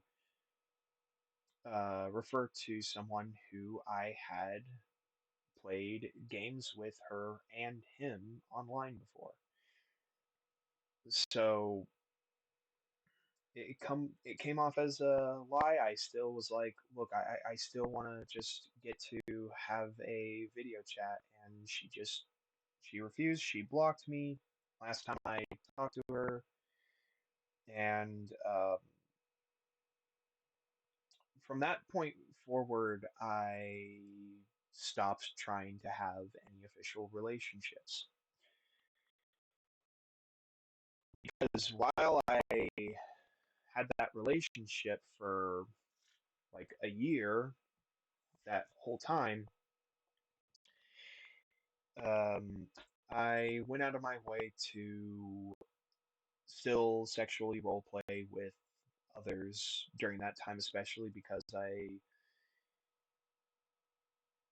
felt like I was just being emotionally manipulated and messed with so much, especially when I knew that she clearly who he wasn't who she said she was, and because of that, I started actually becoming homosexual, and because of this, in general, just how Omegle ended up like bringing people into my life. I was able to engage with so many different people, and they ended up influencing me with kinks, whether that was bestiality at one point, which I absolutely hate that I ever looked at, or pedophilia because of all the underage uh, girls that I was interacting with. On one hand, because I just was trying to find girls my age, but on the other hand, I eventually just was like engaging with them time and time and time again. And eventually, um, homosexuality became a thing because I started role playing with homosexuals because they seemed to have actually treated me with more respect, more care, more kindness as a whole in comparison to the likes of who I had as a relationship. And by the time that I finally just broke up with Asuna, I clinged even harder to homosexuality, to the whole femboys or traps thing, because it probably had to do with just how much the same gender can really connect with you in a different way than obviously a woman can if you're a man, or vice versa. Um, and because of that, I I very much clinged to the likes of those kind of interactions. I kept on pretending I was sick in the bathroom to have time to masturbate, and I just had so many different conversations with so many different homosexuals because of it. And I cling to it because I was like, well, that relationship went awful. I don't even know who I was actually dating, so no actual relationships. I like actual official relationships after that point, and I just kept to sexual role play and conversations to fill that void that I felt I had for the likes of engaging sexually with not even just that, but just romantically, engaging romantically in the first place.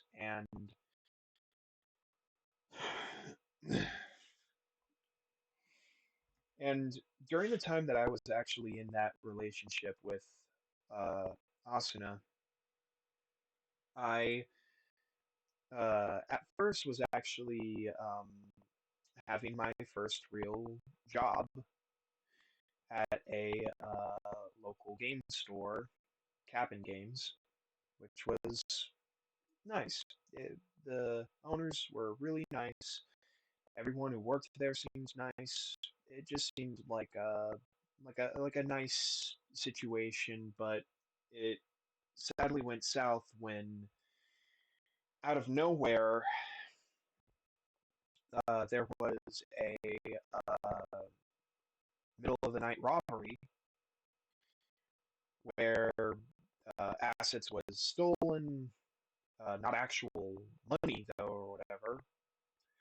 And because of it, they had to put me on call and eventually just had to let go of me. And I don't blame them because obviously it was something completely out of their control. And then eventually came the whole breakup with Asuna, and because of that, I stopped caring about life. I genuinely stopped caring about trying in life to where I stopped caring about trying to have a job. I stopped caring about trying to have a real relationship. And I simply just became an addict for porn and masturbation and games. And eventually, out of nowhere, what happened was a accident that happened.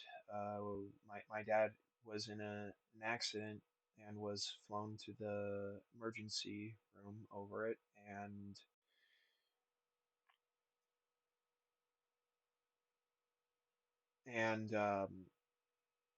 my mom for months was actually like in the emergency room, basically taking care of my dad because the staff at the hospital there weren't actually taking care of him the way that they needed to.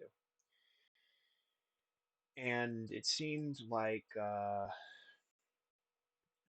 something between my mom and my dad somehow repaired itself at that point in time, which blew my mind, which I was in many ways I was relieved. Not only that my dad actually was alive still after that, but that things were actually okay between my mom and my dad. And this also was like on top of what happened with my dad and how having tried to live out there with him didn't go well, and he just simply he never asked me why did you move out or anything like that. He just treated it like it was nothing, and it was weird because one other thing I gotta honestly touch on during that time when I had moved in with my dad. One specific job he was trying to push me to get was at the local grocery store because of this girl who was working there who I barely knew from my childhood, who clearly seemed to like me, but I was dating a Nona at the time, and I felt satisfied with how much I felt like I actually was like getting a real relationship with Anona, even though she wasn't in person. And and my dad kept on pushing for me to get a job at the local grocery store time and time again in Portola. And he finally just was directly telling me, "I'm trying to get you laid, son." He said Pussy. But my point is that he made it clear to me that he was actually trying to get me laid.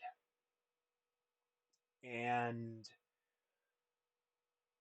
I and it felt very weird, especially because he was friends with this girl's dad.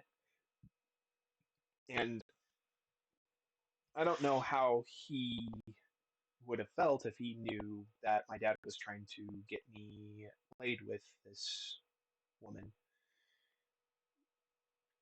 So he like weirded me out from that job in the first place.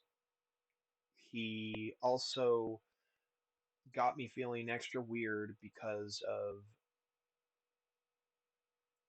trying to basically replace my relationship with Anona. And before Anona actually broke up with me, she was actually starting to like go, well, maybe you should, like, because you'd actually have a relationship in person. And I,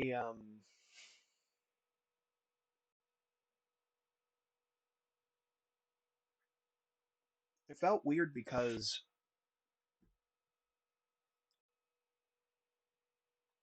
that really made my relationship with my dad feel very strange after that point, to where I went out of my way to move back in with my mom, and then came my other relationships, and the short time that I had a job at Captain Games, and eventually I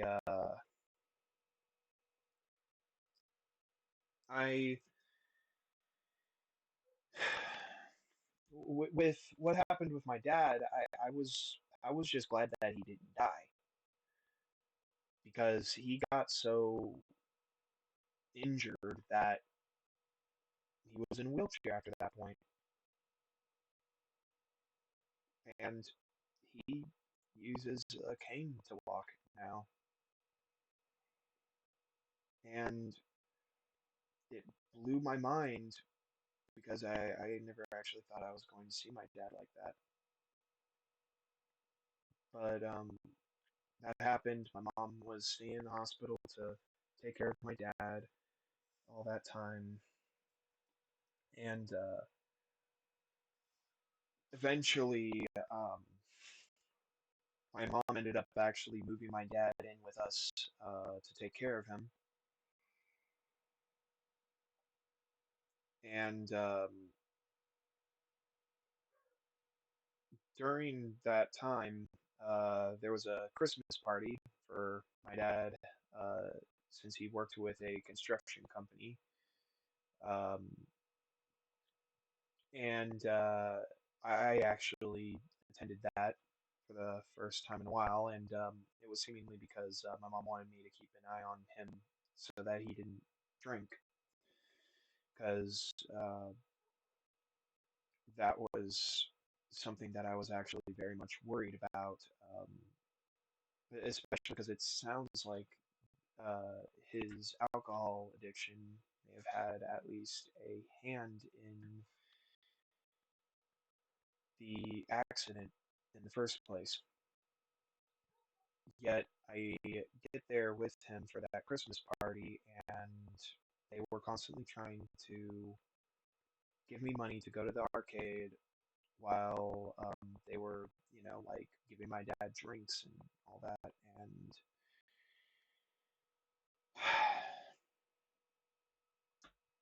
And eventually,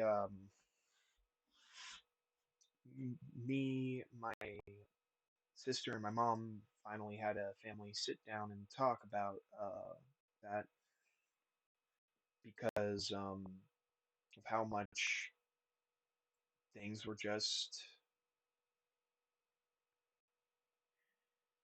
things seemed like something was amiss. That not only was my dad still drinking, but I was worried about him actually dying, because my my grandpa, my dad's dad,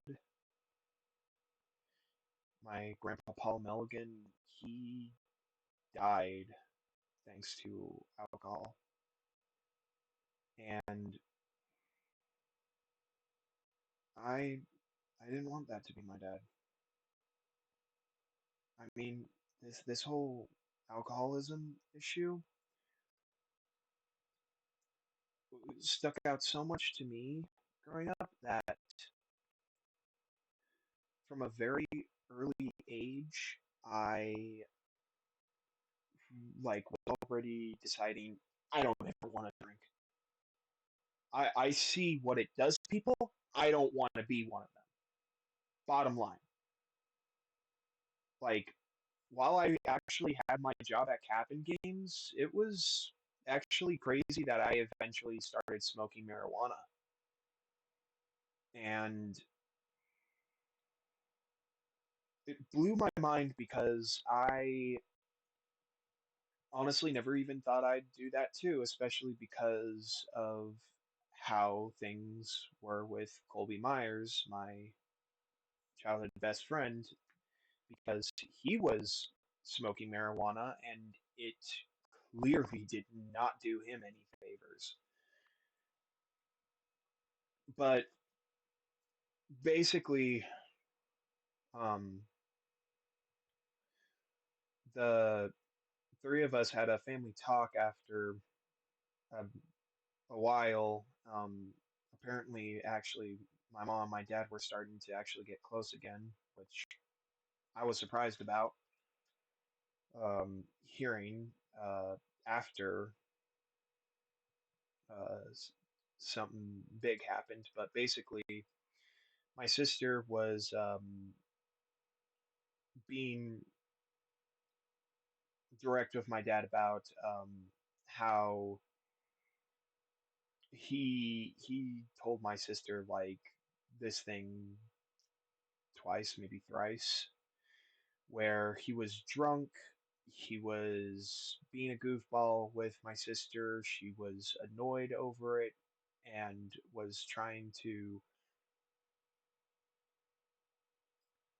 push him away, distance herself.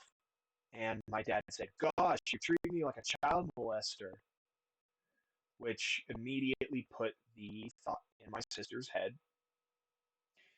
And not to mention even my head, because I was there when he first said that to my sister. And he first said this uh, when the affair with Naomi happened. And because of this, he even at one point said it, uh, I want to say around the time when he was living with us, because my mom was nursing him back to health. And my sister just, she didn't want to be around. She actually was trying to, as much as possible, stay the night at other people's homes. And she finally just told him, like, look, when you said that day, like, and not only once, but more than once, it ruined how I looked at you, Dad. And he at least seemed to act like he didn't remember having said that to her.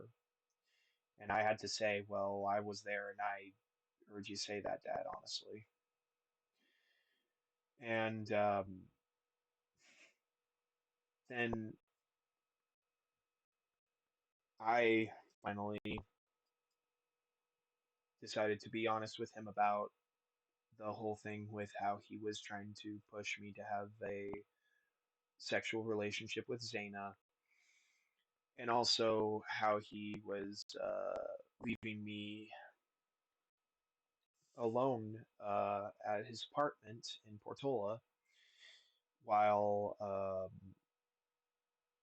he was off somewhere and wouldn't even answer his phone, to where I was kind of like also getting worried. And again, at that point in time, I was like, I felt myself going insane because the man who I thought was going to teach me to become a man just never did.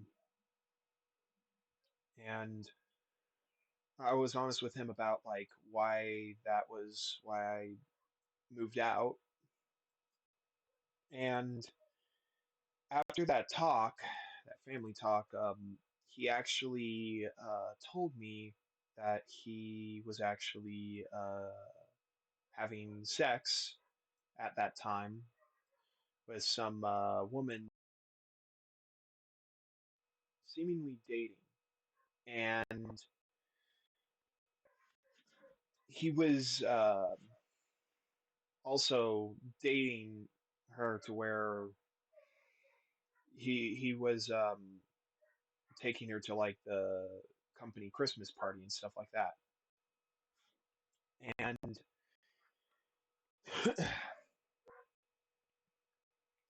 and that being why he was like going silent on me, and I didn't know what he was doing, what was happening. So because of that, I was going. I at least forgave him at that point in time because seemingly things were actually seemingly going to get better from that point forward. But it had been a really, really just awful day where it was around Christmas time, I want to say, and me and my dad bought a drone that we were going to actually fly together outside, and and he got annoyed at how much I was um, on my phone while out there, and I was having uh, these conversations still with people at this time, of course. And he snapped at me in the front yard, and he slammed the truck's bed shut, and he freaking yelled at my face, basically ending it saying, "Don't point your finger if your own hands aren't clean." Basically expressing that he was frustrated that I um, that I tried to talk to him about what I tried to talk to him about, and I freaking yelled back at him, tears in my eyes, about how he never wants to actually like take responsibility for where he is wrong. And I ran into the house crying my eyes out, ran straight into my room, closed my bedroom door, locked it, and my mom basically kicked him out that day. And and he like tried to knock on the door, calling out to me, and I couldn't even begin to try and talk to him after all that. And so he left that day, and things got even worse because suddenly a whole financial spiel between him and my mom broke out because of my sister needing to be paid child support, and he just refused to pay it. To where my mom literally brought him into court, and he also like brought all the drama into court. I actually ended up not talking to my dad for years after that. It blew my mind. I was heartbroken. I My addiction with porn grew even harder after that point, because after that point I sought porn and masturbation and sexual conversations to try and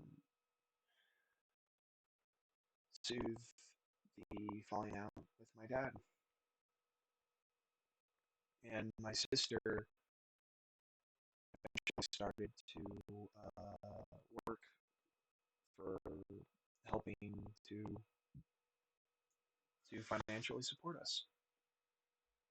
Well, I didn't. I actually was trying to lie about being sick for a job at a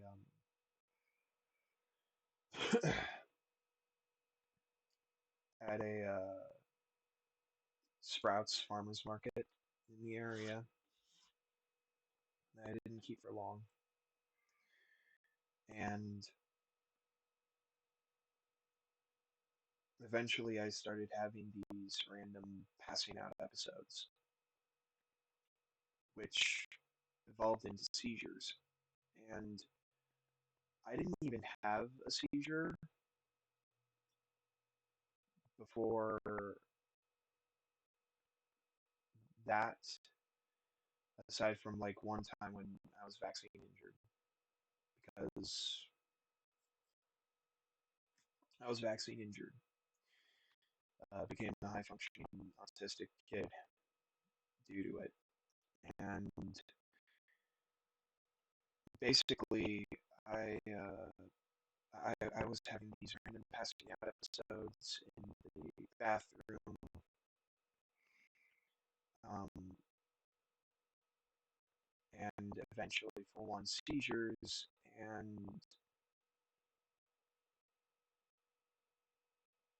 basically, what I almost had for a moment there, getting to actually drive and whatnot, was basically stripped away from me due to this. And I eventually was even more depressed, even more clinging to these sexual conversations I had with people because I just wanted something to soothe the depression that was coming over my life because I uh, the job that was fun for me, I ended up losing due to a robbery at that place. And not only that, but I lost my healthy family relationship with my dad, and it continued to roll out of control into just an absolute mess of a life. And eventually, um, my mom couldn't financially continue to live in the Reno area because of how uh, things were financially getting worse in the area. She basically just was priced out of the area to where we had to move out, and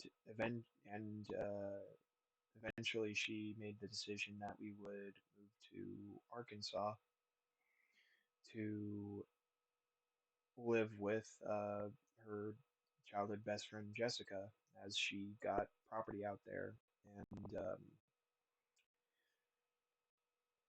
that went absolutely awful.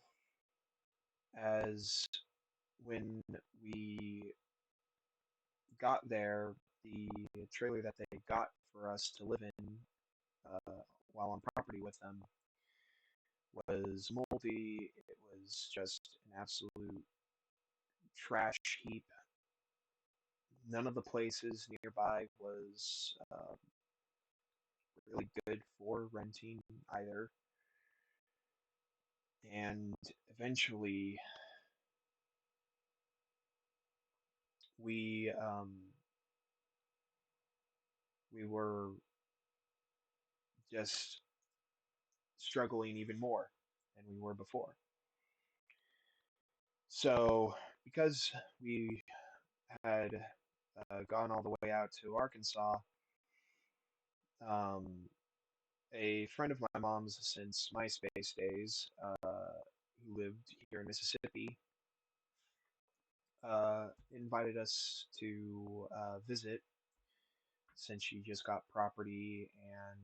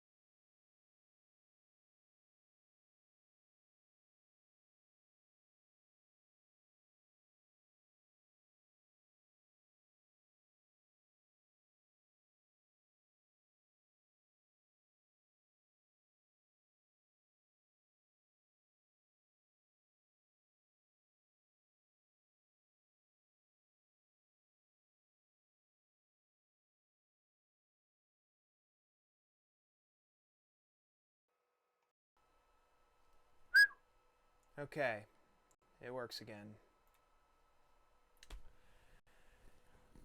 Battery died. So, where I was at, basically, we ended up visiting uh, one of my mom's friends from MySpace days out here, who just got property, and it was going to be probably the only time for my mom to actually get to meet her in person. And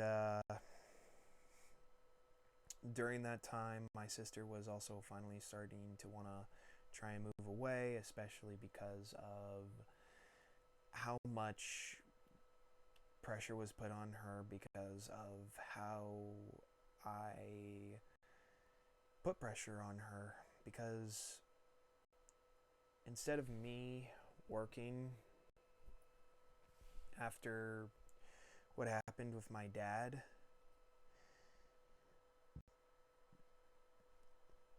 what ended up happening was she ended up working to help us financially. And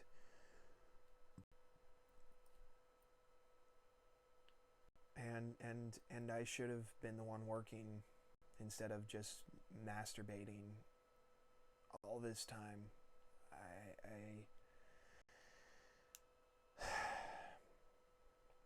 But it got worse because, again, so she moved out here. We moved out here. We moved actually next door to the friend of my mom's, but just drama weirdly came up from around all that, especially involving my sister when she finally started to want to try and move away. She was going to move in with someone that she was dating online or something, if I'm remembering correctly. And at first she was going to move elsewhere and send us money because she would have had more job opportunities elsewhere, basically.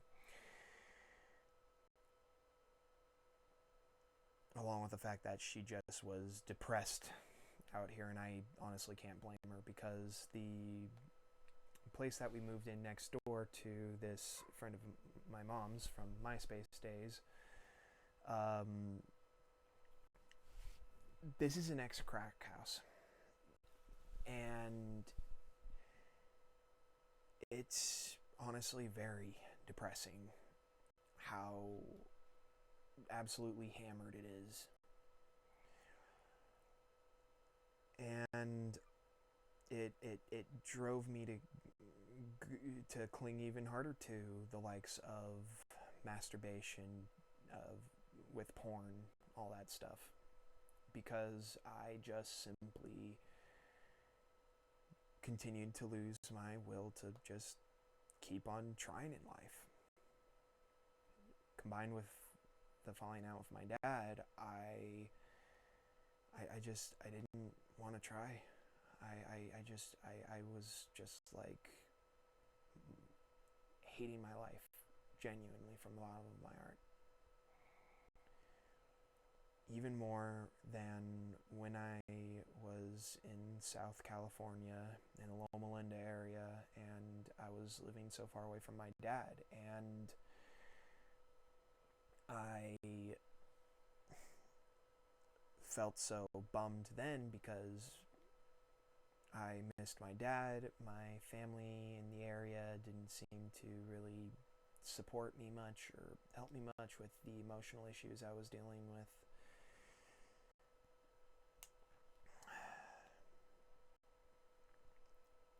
Not having any friends. And all the way out here is such an issue because the thing that I really never expected to have happened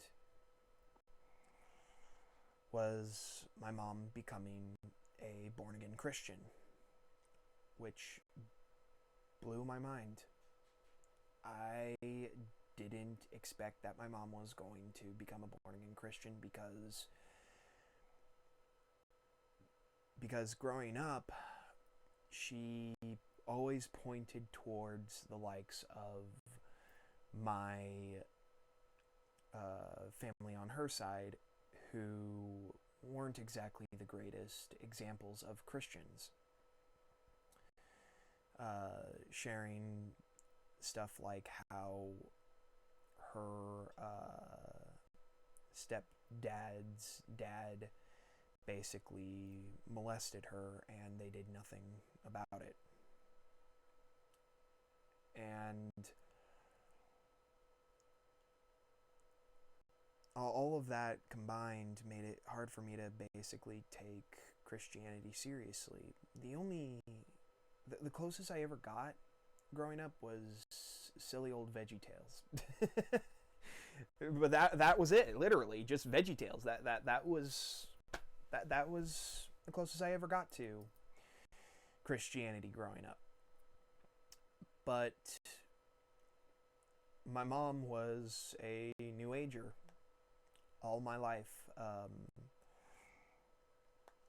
which you may as well summarize as a religion where it's like basically anything other than Christianity combined as the religions.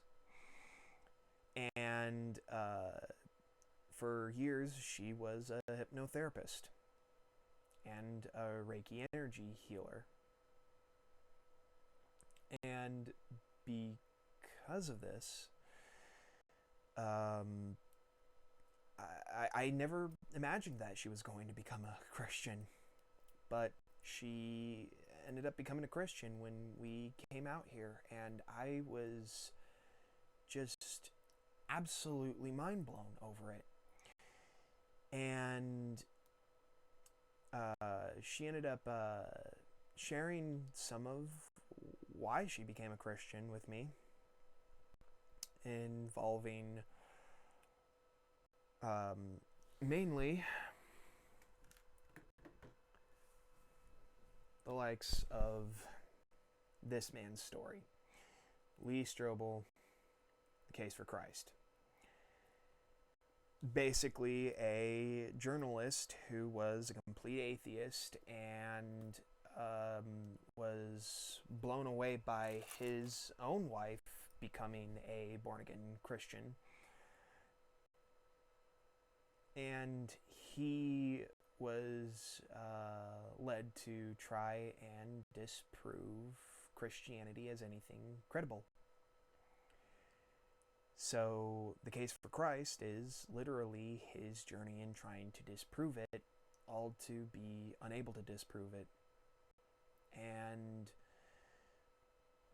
it's a trip of a book, of a documentary, of a movie that reenacted the entire journey that the guy went through.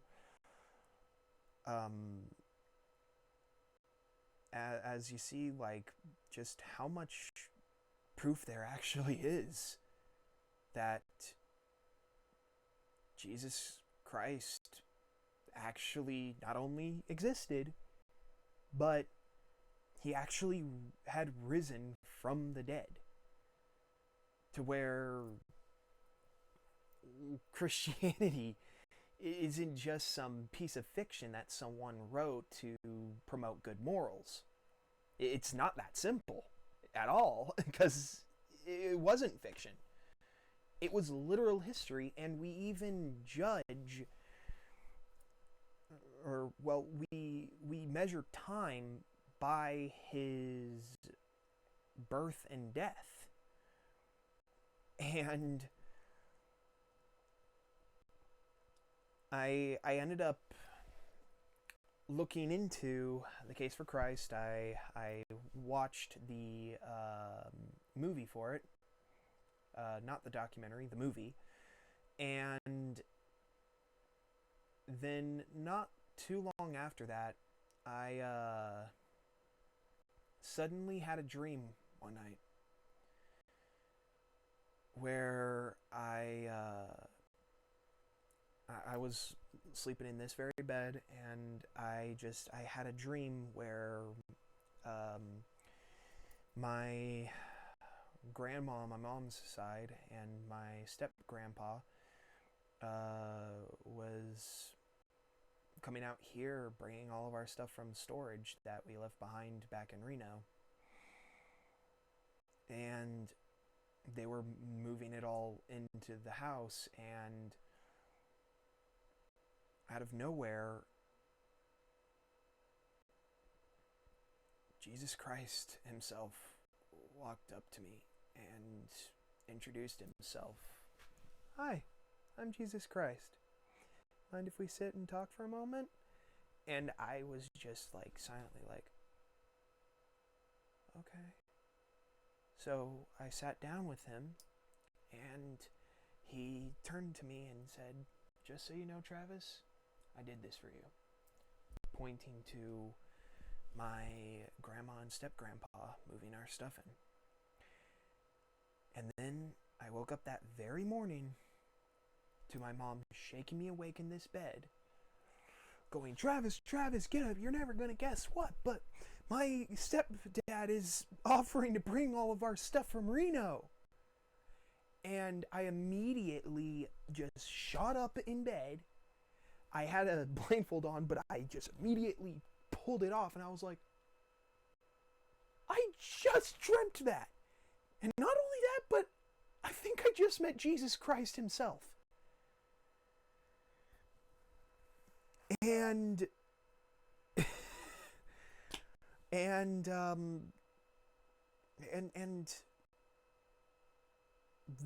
then I basically, from then on, started taking steps towards becoming more and more of a Christian. Because of that happening, then one night I was having a sexual role play with a guy that I became friends with, and it was a role play around the whole Night Ninja thing, and he was pretending to be a fallen angel in the role play. And the whole concept was that, like, I was trying to convince the fallen angel that he could actually be redeemed. And suddenly he broke third person. He broke first person. He basically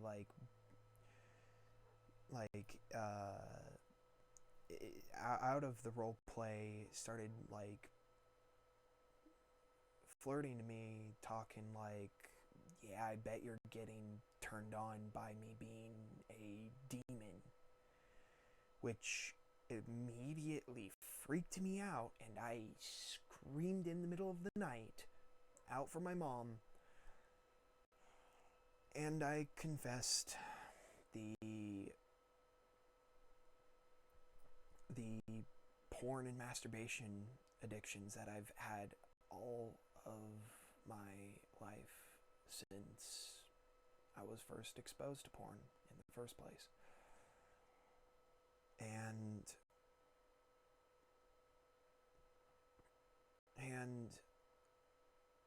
what has been the big journey so far has been that I've, even though it's not been easy, I've had to basically cut out the likes of the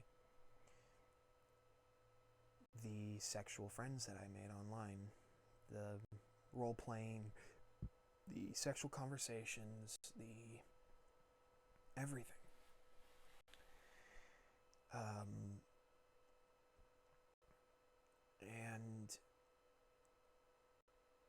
And it sucked though, because a part of me is so heartbroken at that because of how much I don't have friends out here. I just bottom line don't have any friends out here whatsoever. And because of that, I cling to these sexual friends that I made online, because while I was engaging sexually with them in ways that no wasn't healthy for us to engage like friends like that, I still looked at them as friends. And for quite some time, I tried to just start by trying to just cut out sexual conversations, cut out role play, cut out porn, masturbation, and even though I tried time and time again, I just couldn't do it because of the friendships that I had, that I was time and time and time again, I just kept engaging with them still, because a side of me just felt a sense of comfort when I engaged sexually with these people. And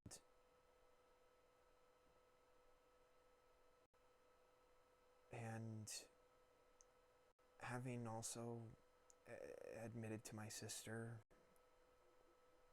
what I really was doing all that time, and that I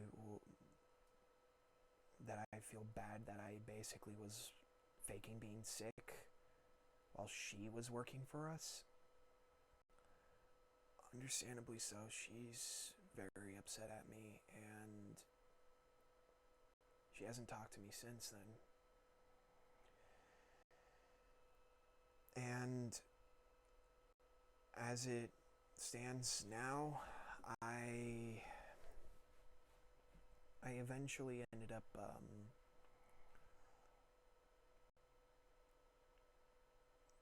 trying to push these friends back, even though there are times where I'm so lonely and I just want friends again, that I constantly still had gone back to engage with them time and time and time again. And my mom has had to take my phone like I am a child over it. And not only has she had to take my phone like I am a child over it, but she's had to even close down accounts on platforms like Discord, so that I can't just continue to go back and engage with these people like this. And I'm only bummed about it because I just wish that it was as simple as going, I don't want to engage sexually with them anymore, but I still want to be able to be friends with them. Because thanks to Christianity, I've actually figured out that this is actually the history of humankind, of not just humankind, but the earth in the first place. That the likes of the Holy Bible, the likes of the story for Jesus Christ, it isn't just, it's not fiction. It was never claimed to be fiction in the first place. And of course people are going to hear it and be like, you sure that ain't fiction? Because I'm pretty sure that sounds like fiction to me. Because of all the other religions in the first place that the world is filled with, that all tries to fight for which one's the actual religion, of which one is the true religion, which one is actually right. And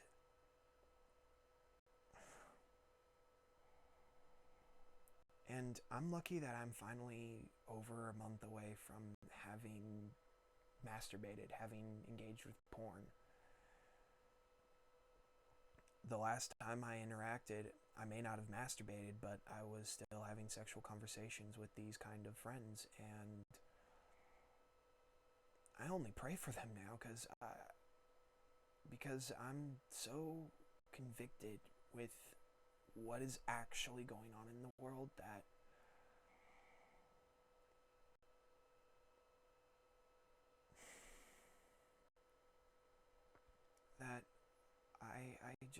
I want my life to be better than this. I want to actually move forward in life. It's why I'm going to NEMCC here in Mississippi. And I'm trying to pursue a degree in AutoCAD because of how much I enjoyed it when I was back at ACE. And how much, even with dumb Minecraft, I always had this drive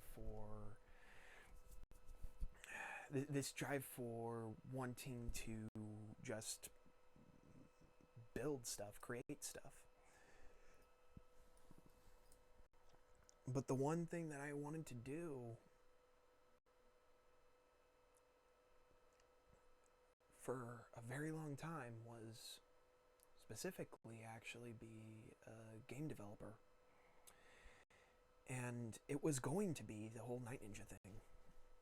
I was planning on turning that into a whole multimedia franchise inspired by anime and games and stuff like that.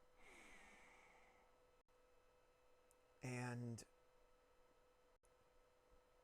what blew my mind was that in reality with that whole thing was when I was in high school with Alex, because we were both in the new age, we had a very specific viewpoint of how we thought the world worked. He was kind of like the closest to someone who actually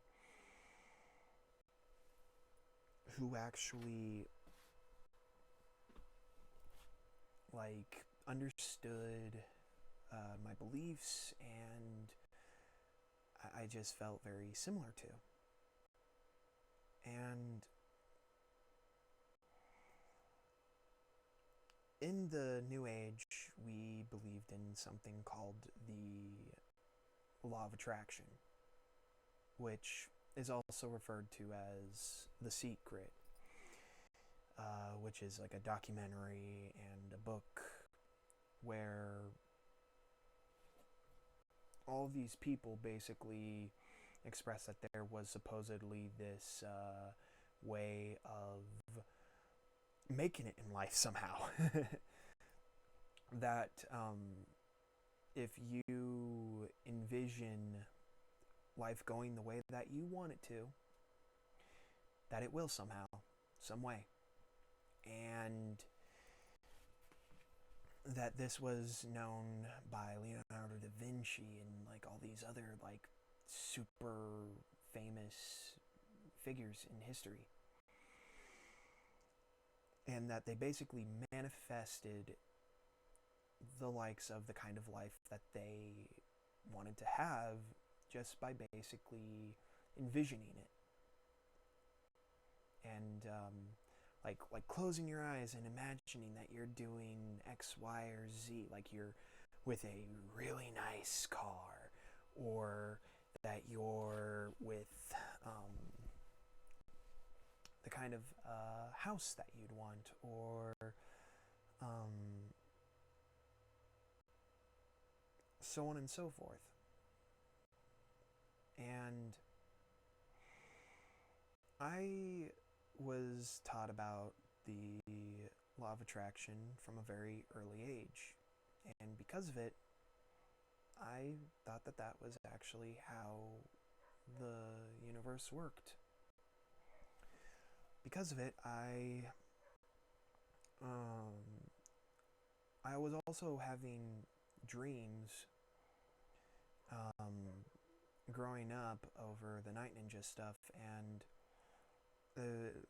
when I was going to Ace with Alex, I was having dreams of basically the kind of role plays that I was having with all these different women pretending to be different characters. Basically, that they would have all somehow like appeared in one specific universe, and that the Night Ninja stuff actually happened in real life, and that all this stuff was happening. It blew my mind because I, because there was a side of me that definitely liked the idea of, oh, real life superhero stuff. That sounds cool. Basically, because I thought that it would be fun to have a sort of real life situation like that, but at the same time, that I would be able to, through supernatural powers, basically fix just how messed up the world seemed. Because, especially from an early age, I knew that there was something going on in the world that was not normal. That there were conspiracies happening around us that we just didn't know about. And not only that, but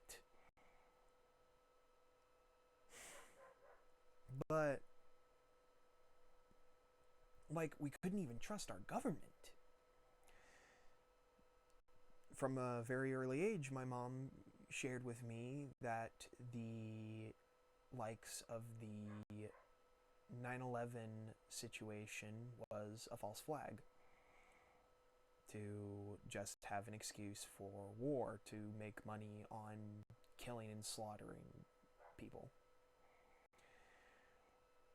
as well as enforcing hardcore regulations on airway travel to seemingly avoid something like 9/11 happening again. And it was stuff like this that I was, from a very early age, clowned, and my mom was freaking called crazy. And that was involving, like, Colby saying that to me. That was involving many, many different people saying that to me.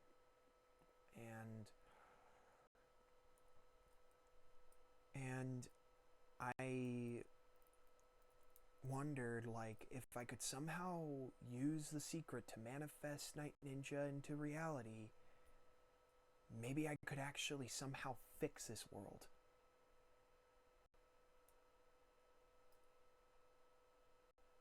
And that was one half of why I clinged to it. The other half was the fact that, especially with all of the bad attempts at relationships going the way that they did, that I was just like, I'd rather freaking, like, it be like certain characters that I had crushes on being real, because I could see through them completely, and I could trust them because of it. And because of this, because of these dreams that I was having, and so was Alex having, we started to basically see if we could somehow manifest it. And it started with a ritual. And eventually I started hearing voices claiming that they were these characters I had crushes on, and then also these characters that I looked up to, like they were, my heroes, my childhood heroes, like Sora from Kingdom Hearts, Naruto from Naruto, uh, and so on. And that these crushes that I had were actually real, to where these women that I had crushes on from anime, like Sinon from Sword Art Online, like Ryuko Matoi from Kill la Kill, like Mizure from Rosario Vampire, like Icarus from Heaven's Lost Property, like Ho the Wise Wolf from Spice and Wolf, like Ruby Rose from Ruby, and even Neptune Purple Heart, basically from Hyperdimension Neptunia. I was like thinking, oh, it would be perfect if I just simply could have what I thought would be like the ideal relationships that I wanted.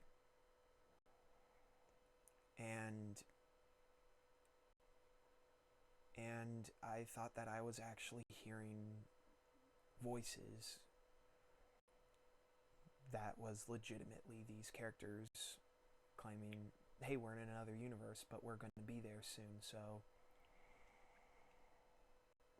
if you hold on, in time, this will actually become reality. And honestly, because of it, me and Alex held on to that belief for a very, very, very long time. But now, as a born again Christian, I realize what was actually happening. That I was instead actually being manipulated into allowing demons to cling on to me and manipulate me down to where they were manipulating me and clinging onto me and messing with me, and were why I even have these seizures to begin with. And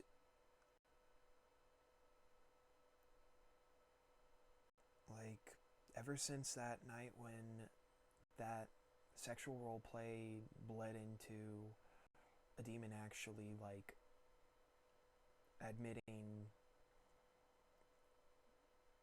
proudly, yes, I'm a real demon and I bet you're turned on at me and yada. I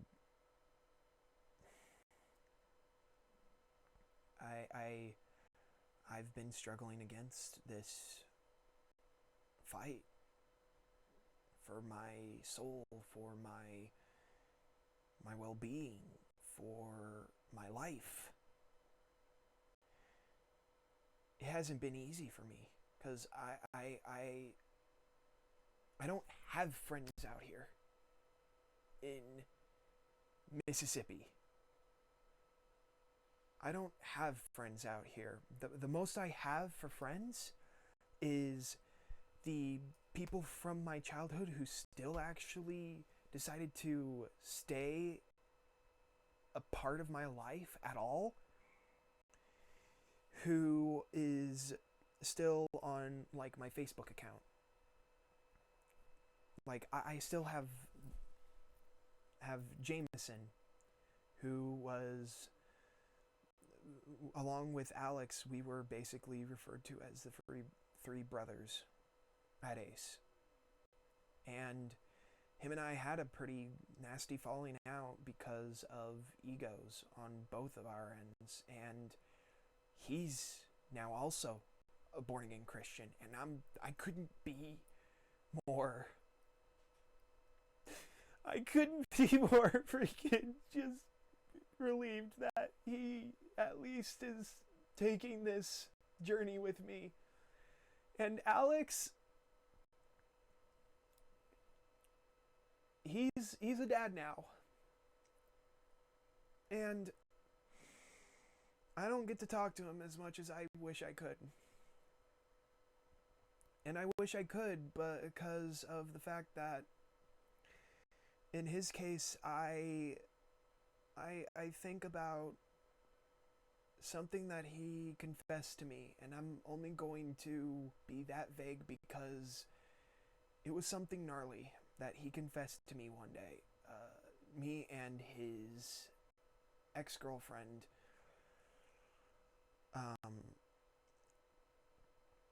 about why he lived with his grandma during high school and why he wasn't living with his family. Why he wasn't living with his sister. And it's not my place to say what he confessed to me that day, but it was gnarly. It was something that I could relate to because I'm lucky that my sister even still talked to me and still had me in her life and still cared about me and even forgave me for what I did. And while she doesn't talk to me anymore lately because of what I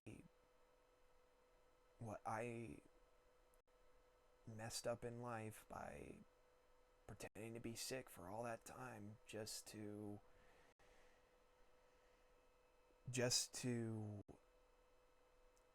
engage in role play and masturbation and porn with games.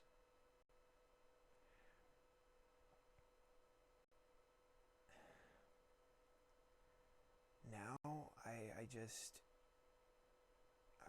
I'm trying to get through college because I do want to actually have a good career. I do want to actually have a good life, and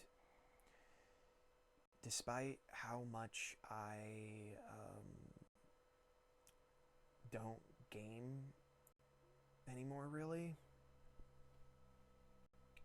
in one part due to my mom kind of imposing that, and honestly, at times I wonder if it's just because she has a personal hatred for games or what the case may be, but I don't get to play games to relax. The most I get to do to relax is watching stuff on PureFlix with my mom.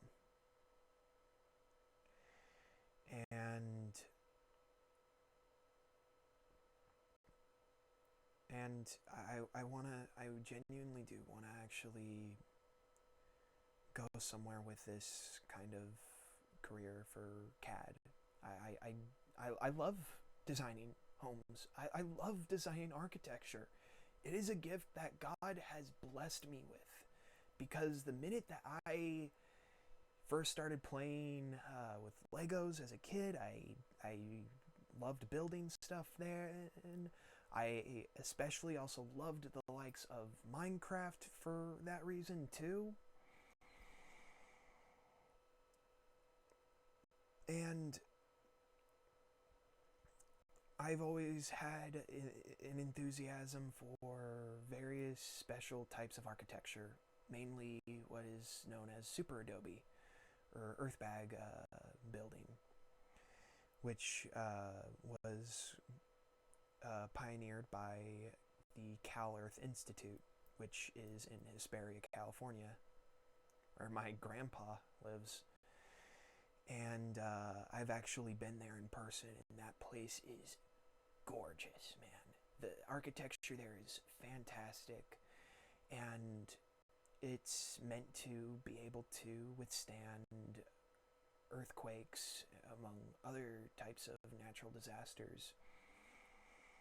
I was only disappointed that I didn't get a chance to meet the man who created the building style Nada Khalili, as he apparently ended up dying before we had a chance to actually check it out in person. But that, along with Earthship building, had inspired me greatly. And Earthship building, I do genuinely have a enthusiasm for it, but I probably wouldn't actually embrace it the same way as Earth bag building from Cal Earth, due to the fact that Earthships use the likes of recycled material, mainly packed tires, and the likes of Earthships include what is greenhouses built into the general structure of the buildings themselves. But the tires themselves basically they harm the greenhouses, to where basically while it's an idea that is something that is respectful, because it's trying to recycle material that otherwise is just going to sit there and rot away in landfills. It was a way of trying to repurpose things like tires that, obviously aren't going to just always be able to be just used and reused, but could be used in a way of trying to make something that would also be able to withstand natural disasters.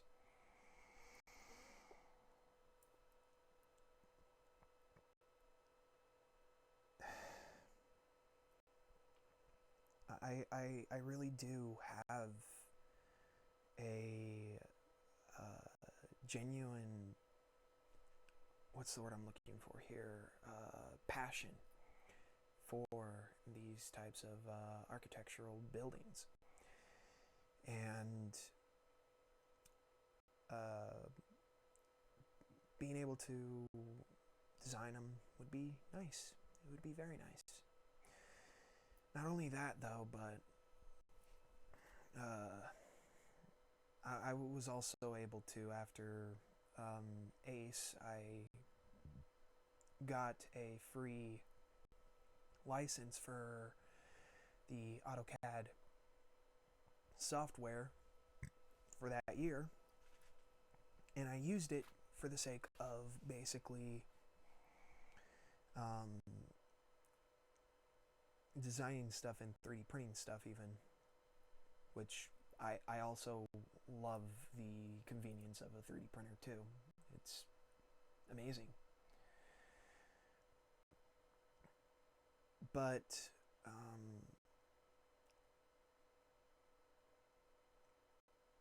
I don't lie. I still very much feel like there is that the end times revelations is going to be coming upon us eventually, because there's strange trumpet-like sounds in the skies the past couple of years, near the ending of the years, and it's it's creepy. It is absolutely terrifying. And combining that with all of the conspiracies happening around the entire world with all the various government structures of the world,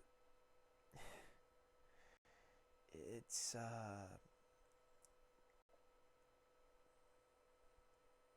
there's kind of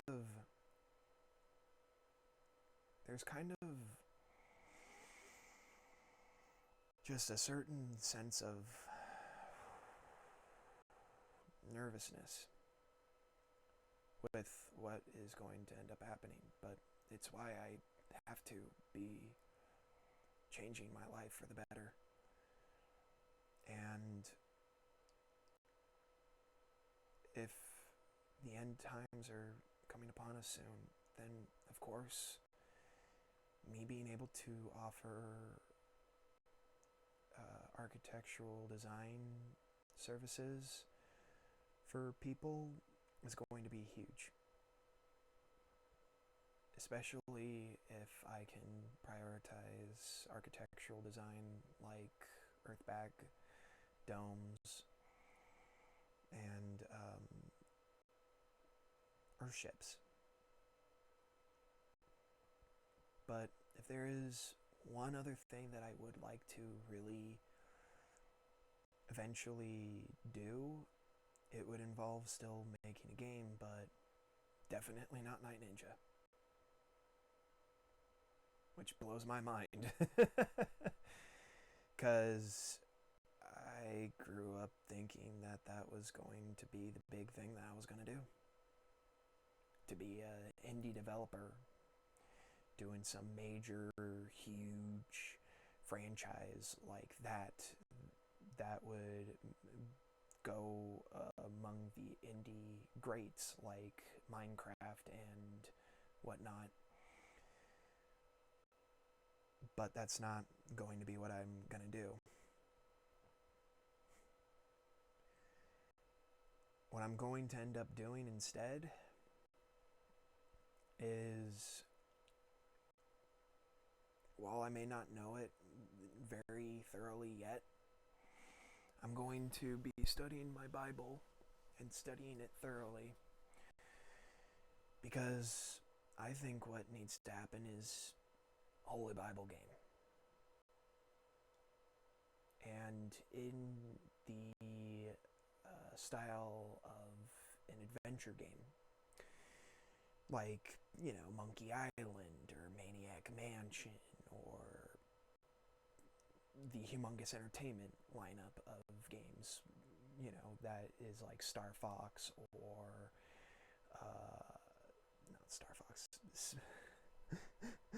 Spy Fox, that's it, as well as Pajama Sam, Freddy Fish, Putt Putt, stuff like that, as doing a point-and-click adventure game to adapt to the entire Holy Bible is probably going to be the most effective way to give people a study tool for the Holy Bible, so that through dialogue trees, people can learn as much detail as possible about our actual history.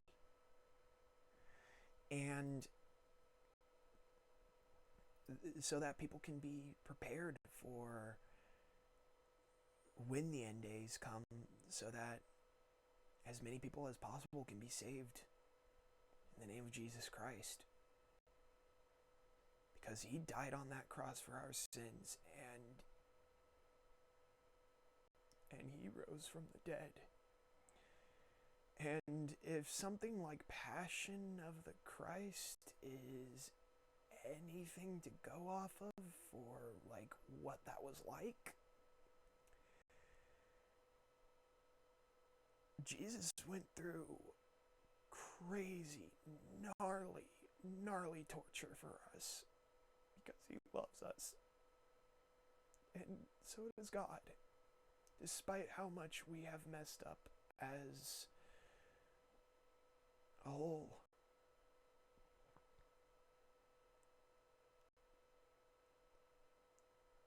And I'm going to end my testimony with this. Recently, I had another dream, and it was a very interesting one at that. And it is tied to a pair of musicians that I grew up absolutely loving the work of. That being Chester Bennington and Christopher Cornell. Chester Bennington being the lead singer of Linkin Park, and Christopher Cornell being the lead singer of Soundgarden and Audioslave. I grew up more with Audioslave, though. But the point is that when those two guys seemingly killed themselves, I was so bummed. Especially because it sounded like they were going to do some more stuff. Like Soundgarden was going to actually finally get a new album, which would have been cool. And in the case of Chester Bennington, he was going to become the new lead singer of Stone Temple Pilots, which was another band that I grew up on a bit. And it blew my mind that they just suddenly seemingly killed themselves. And also at the same night, too, interestingly enough. If I'm being completely honest here, I 100% believe that they were actually murdered. And why I believe this is the fact that they had plans before their supposed suicides. And not only that, but they ended up actually helping in creating a documentary called The Silent Children, which you can find online, and I will link. This documentary is about exposing the pedophile underground of Hollywood. And in the case of Chester Bennington, this was so important to him because he had a childhood where he was sexually abused, which makes all of his songs in Linkin Park all the more impactful, honestly. But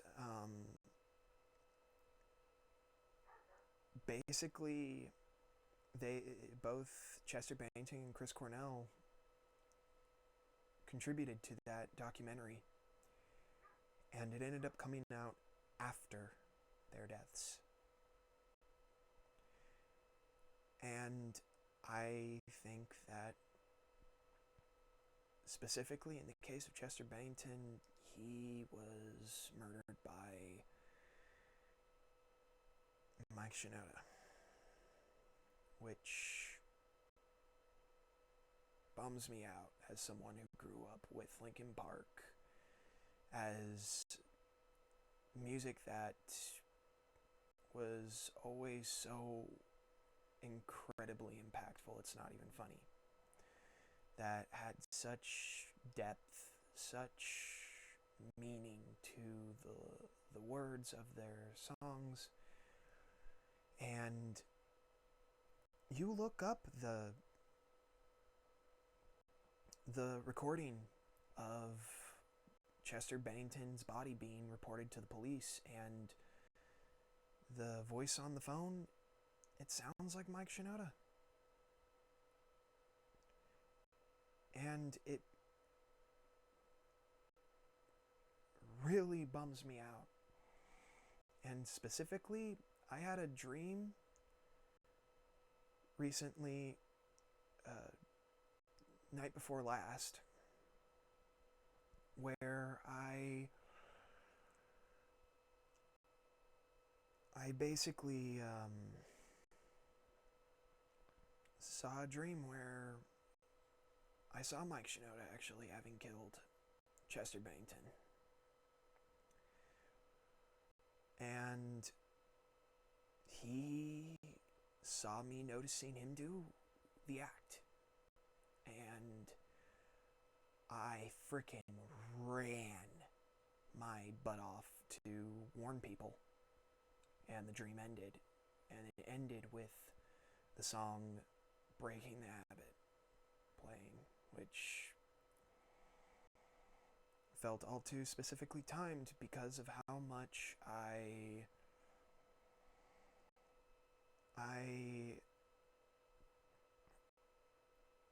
had been struggling against my porn and masturbation addiction for such a long time, it's not even funny. And I'm only finally like over a month away from when I last did it, which is huge. Because this had been an issue since the first grade for me. To those who have struggled against this too, my heart goes out to you. Genuinely, from the bottom of my heart, I cannot express how much it just breaks my heart that this is something that we deal with so heavily in the world. Our innocence being taken away from us thanks to pornography, molestation, masturbation, rape, so on and so forth.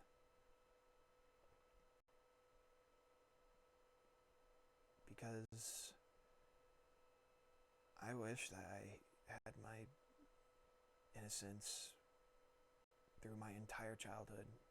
I wish that it was that simple, that I could have just kept it. And I wish that for every single kid in the entire world throughout history, because this is heartbreaking.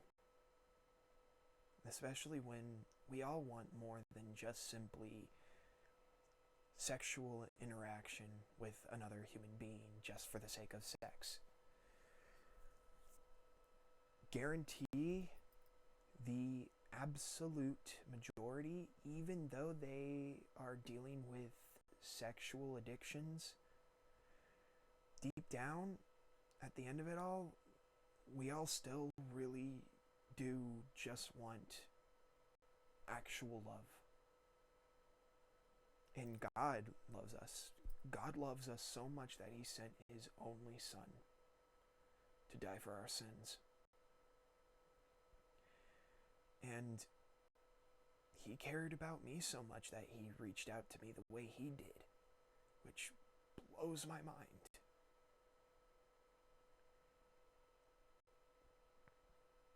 And because of this, let's end this with a prayer.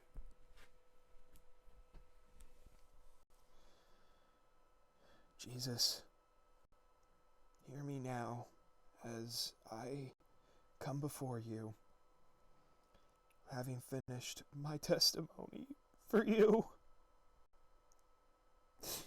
Please forgive me for all my sins, because I freaking want to help you so bad.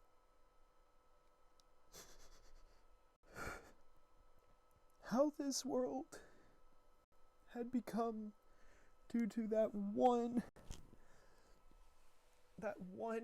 first sin in the Garden of Eden is heartbreaking.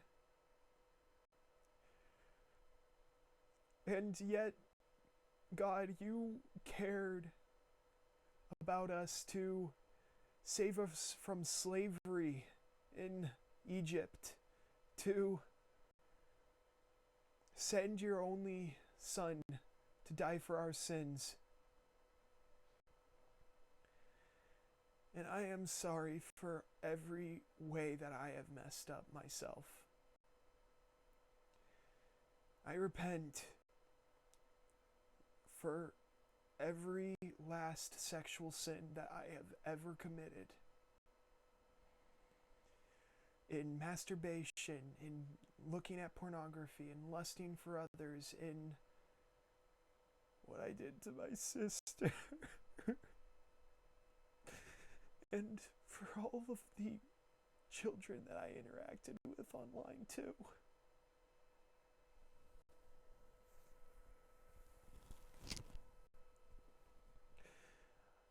And I repent for having faked being sick for so many years.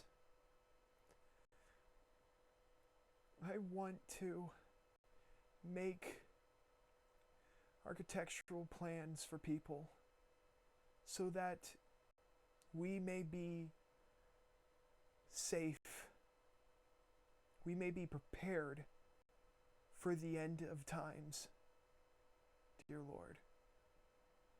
And I pray that my testimony leaves a huge impact on many, countless men and women, for them all to be led to you, so that you can save as many people as possible. I want to help save as many people as possible. For Satan does not deserve to win.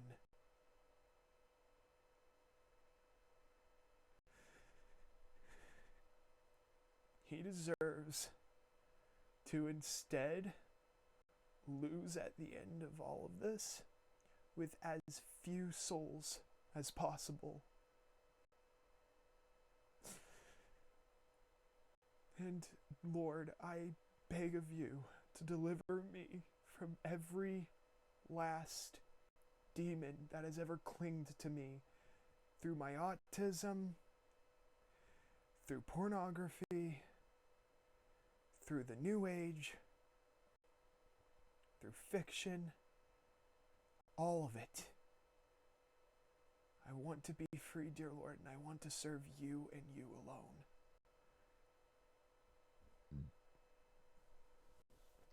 In the mighty name of Jesus Christ, me, along with everyone who will ever see my testimony, we pray. Amen.